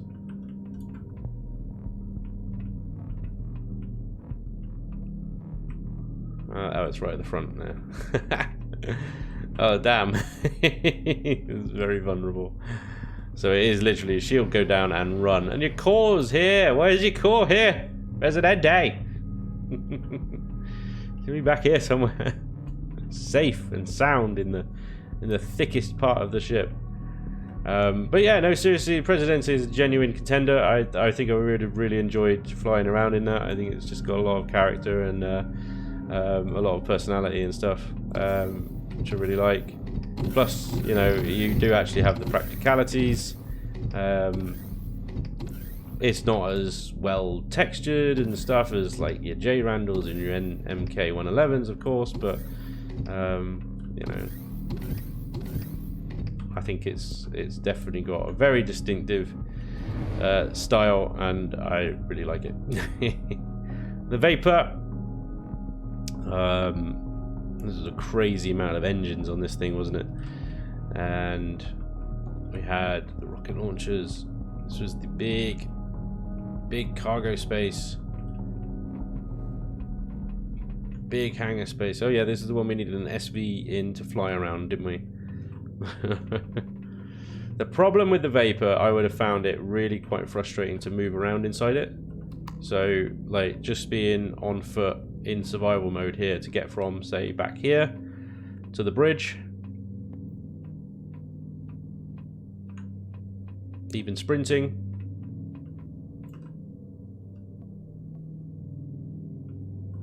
Takes a while to get around, basically, is what I'm saying. It doesn't need to be this big. I think you know, the Vapor's a big boat, and you could actually compress it internally quite a lot and then add a lot of armor, a lot more storage. Considering you've got these huge thrusters here, the amount of storage you could fit inside that hull is incredible. I think you could just use the space a little bit better. But otherwise the shaping's good, the turret placement's good, and yeah, the overall look and stuff is okay, but yeah, I don't think I would have chosen it. And that leaves this guy over here, which partners to Providence, the Revengeance Final, which is another good looking boat. I really like the shaping, I like the colour scheme. The lighting at the front is questionable. But, you know, it's colourful. It's got a lot of character as well.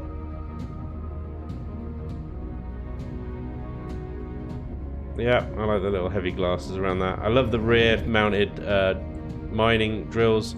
This HV hangar I wouldn't have been able to get double trouble in here. Would have probably had to modify the roof or double trouble itself in order to get the hover vessel in here. But everything's pretty practically laid out. I like the layout. The storage is available as well with the 320s, and the constructors being tucked away in there, but there's only 2 of them, I think. So a quick check on devices. Constructor, yeah, just the 2, which is quite limited unless you're tailing, in which case apparently 1 is enough. Plenty of garden space. I do like the sort of up-down kind of mezzanine stuff to it. Would have got rid of the dancing girls, I'm afraid. They just sort of glitch into... They get everywhere. They get everywhere, and they're just, yeah. And the Steves. Flanked by the Steves. The glass is unnecessary. You can't actually see through it, so you may as well just block that off. It's just black in there. Also, what the hell do they do? I don't even know what they do. No more signage. Would have been nice. But overall, the shape, the firepower, and the armor placement and stuff is pretty good. As I said before, these RCS placements and these fuel tank placements are a little bit questionable. But it would have made a very good ship. I just wonder if it would have been big enough, because I was already struggling with Providence's storage, and I think this has even less storage. So in and outs, 32,000 and 8,000 cargo pallets, closets. Then you got 32,000, 33, 20 hammer, ore and wood. Yeah, might have been enough, just about, maybe, but it'd probably be in the same sort of category as the Providence over here in storage, really. Which was, you had the 3, they weren't even 320s. See. So actually she did have more storage then. Yeah. Yeah, actually then, yeah, you did have more storage than the Providence then in that case. I wouldn't have chosen the Providence in hindsight. Again, she was a little bit laborious getting around. The 2 constructors was quite limiting. There was issues with frame rate and the glowies, the amount of glowies that it had. I like glowies, don't get me wrong. Yeah, getting from, say, the bridge to the constructors was a bit of a pain in the backside. So all the way over here. But otherwise, she was a good ship. She worked well. She killed things. She stayed alive. But for me, I think it's between the Revengeance and the Dictator. The Revengeance has the frame rate issue, the same as the Providence. Providence was about 45, I think. Wow, going up to 50 there. And the Revengeance, less than that, 49. Yeah, about 50 as well. If we go over here, they're all it's gonna drop down like crazy. But the Dictator, I suspect, it's probably gonna be pretty easy on the frames. Where are you? There you are, bud.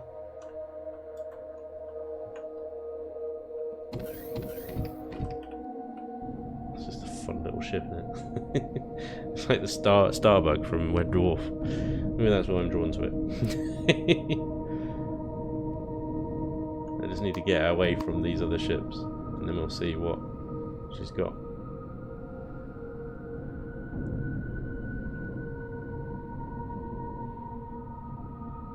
Wait for that frame rate to just jump any second now. 29, 28, 30.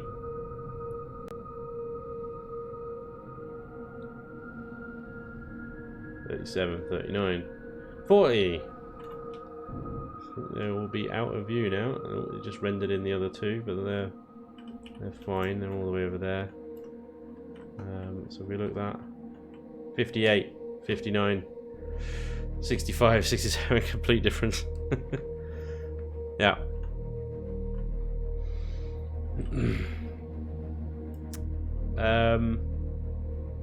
The drama with your turret layout is that frontally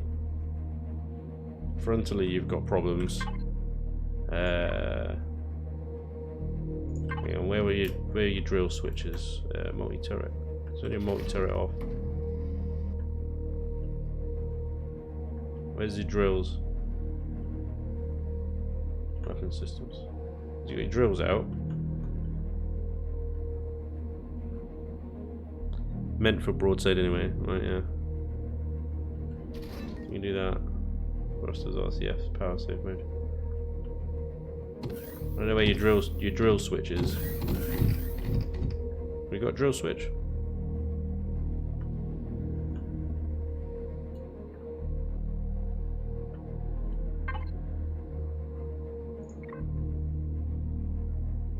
Dave, dude, thank you, man. That's awesome. It was very kind of you to say. I think that's in debate, isn't it? My Imperial knowledge and skill. It's very debatable. It's meant for broadsides anyway. Okay, well, fine. To be honest, the best position I think would be almost directly above it, like in this position. If you position underneath whatever you're attacking, full on, you will get most of your side and your top turrets engaged. But obviously not your bottom ones. But is it all GAT and flak, isn't it? And only you got plasmas here. Damn, that's a lot of plasma. Plasma. Yeah, cool. It's a tricky one. What was your hangar?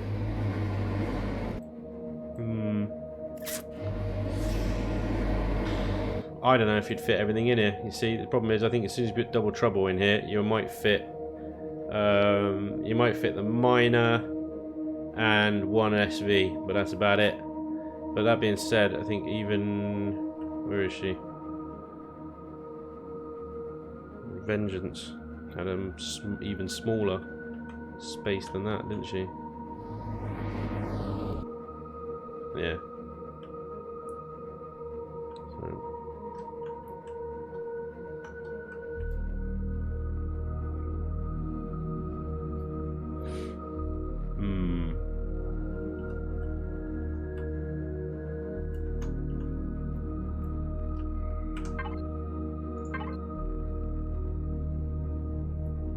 Size class 11, 44,000 Sathium.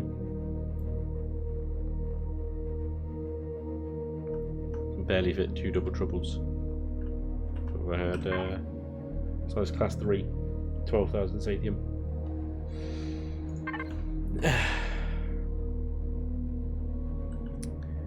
I would have probably gone To be completely and brutally honest, then in that case, I'll probably go on for the Revengeance. And do you know why? It's not because the Dictator's a bad ship or the wrong ship, but it's almost too cheap. If you look at the Revengeance and you say end game CV, if you put the Revengeance here and the Providence look like end game CVs, and they cost like endgame CVs. Now, that is absolutely not a discredit to the Dictator, because what you've got here is a much smaller, cheaper CV that does everything those two do. But from a YouTube point of view and from a series point of view, in order to drive sort of, to conclude, to aim for, to get... What? What? As something you want to kind of aspire to at the end of a great journey, the Dictator is a fantastically practical, small, functional, deadly, probably, don't know, ship. Too cheap, lol. I know, it's weird to explain. But you know when you're playing a series, playing a game of Imperion, and you have something you want to aim for, something you want to get at the end of it, and something you is your crown, you know, your trophy at the end. So the Dictator is a fantastic ship to get on the way. And the Revengeance and ships like that, and the Providence, are the ship at the end of the tunnel. Do you know what I'm saying? So for me, for the purpose of endgame CV, it would have been the Revengeance.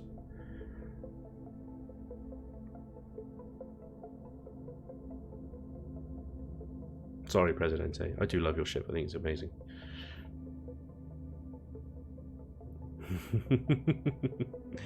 All hail Dictator. Well, they're both winners in my mind, frankly. Brilliant. Anyway. I just want to be honest. That is probably what I would have chosen. That's me something to do. Too much to do anyway. Is that it? We're done, aren't we? J. Rando ain't human. Brilliant. What are you doing? Just skip that bit. Lol. Right. All fantastic builds. Like I said before, there's such an array of talent and stuff in this community and in this series, and these challenges really highlighted that, I think, so well. And I hope everybody enjoyed not only the series that I did, but you know, the challenges that I set and submitting the builds and these streams and seeing them. And I hope my feedback wasn't too honest. Or was honest enough, was helpful, was useful. But yeah. It's such a good array, isn't it, of different styles and talents and abilities and ideas and things like that. And I think that's what's really special about Imperion, really, is what it was. Was.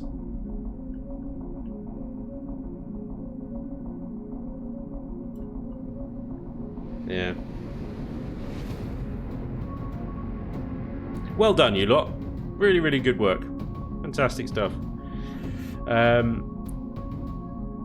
It really gets me fired up to play. Very enjoyable, Spanj. Thank you, Dave. Much appreciated. Would you do this sort of thing, challenge again, Spanj? I think so. Yeah. I want to go back to my own builds in the next Let's Play that I do, because I actually miss what I've missed in doing this Project Eden series is refining and challenging myself in a build to say, right, this is the survival challenge, now build something to do it, and then bring it into the game and doing that. So I do miss that side, and as you've probably seen on my Steam workshop, I've just built nothing. I've just built nothing during the whole, because I've been using everybody else's builds.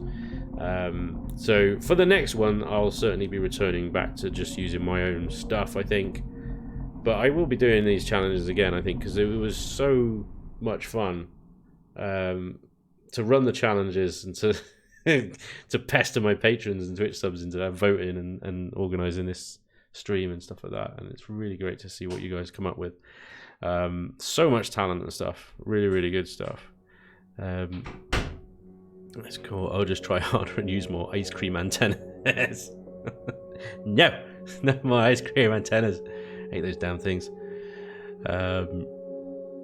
Especially appreciate how you actually took your time on these 3 whole live streams. Thank you, Miss Penelope. Thank you all for putting so much effort into the builds that you submitted. They were so good. It's difficult to. It's a really difficult position to be in, to judge other people's art, really. It's quite risky, I would say. I should do a build only playthrough, no workshop. Oh.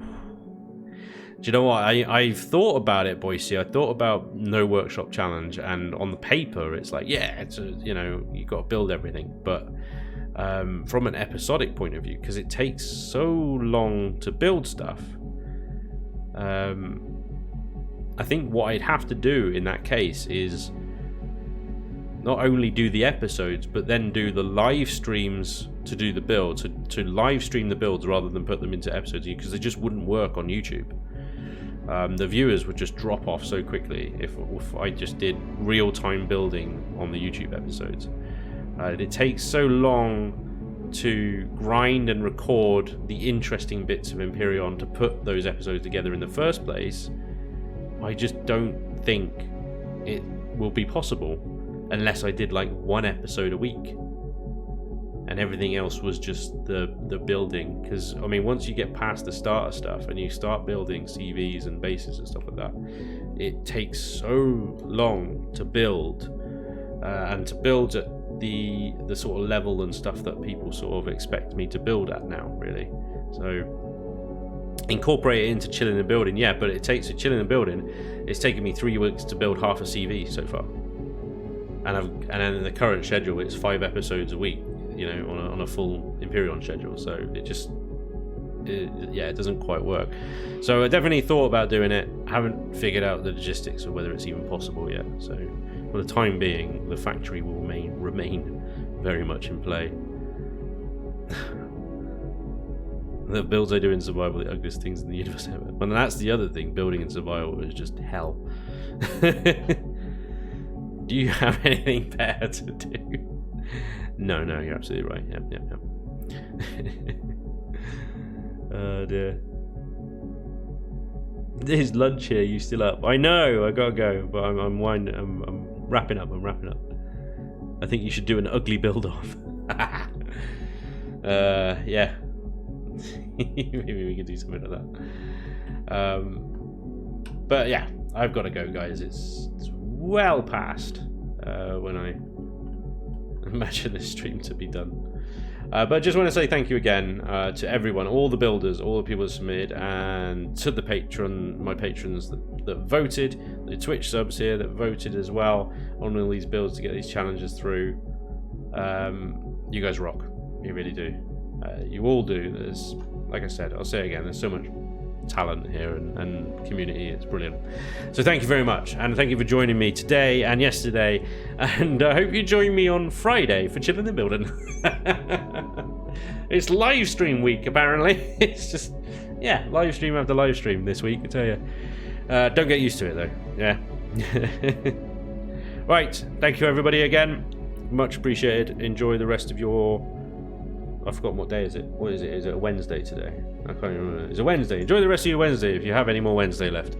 And the rest of your week. And hopefully, like I say, I'll see you on Friday. Thanks again. Take it easy, guys. Toodaloo! That's what we say in the old English. Means bye. Bye-bye.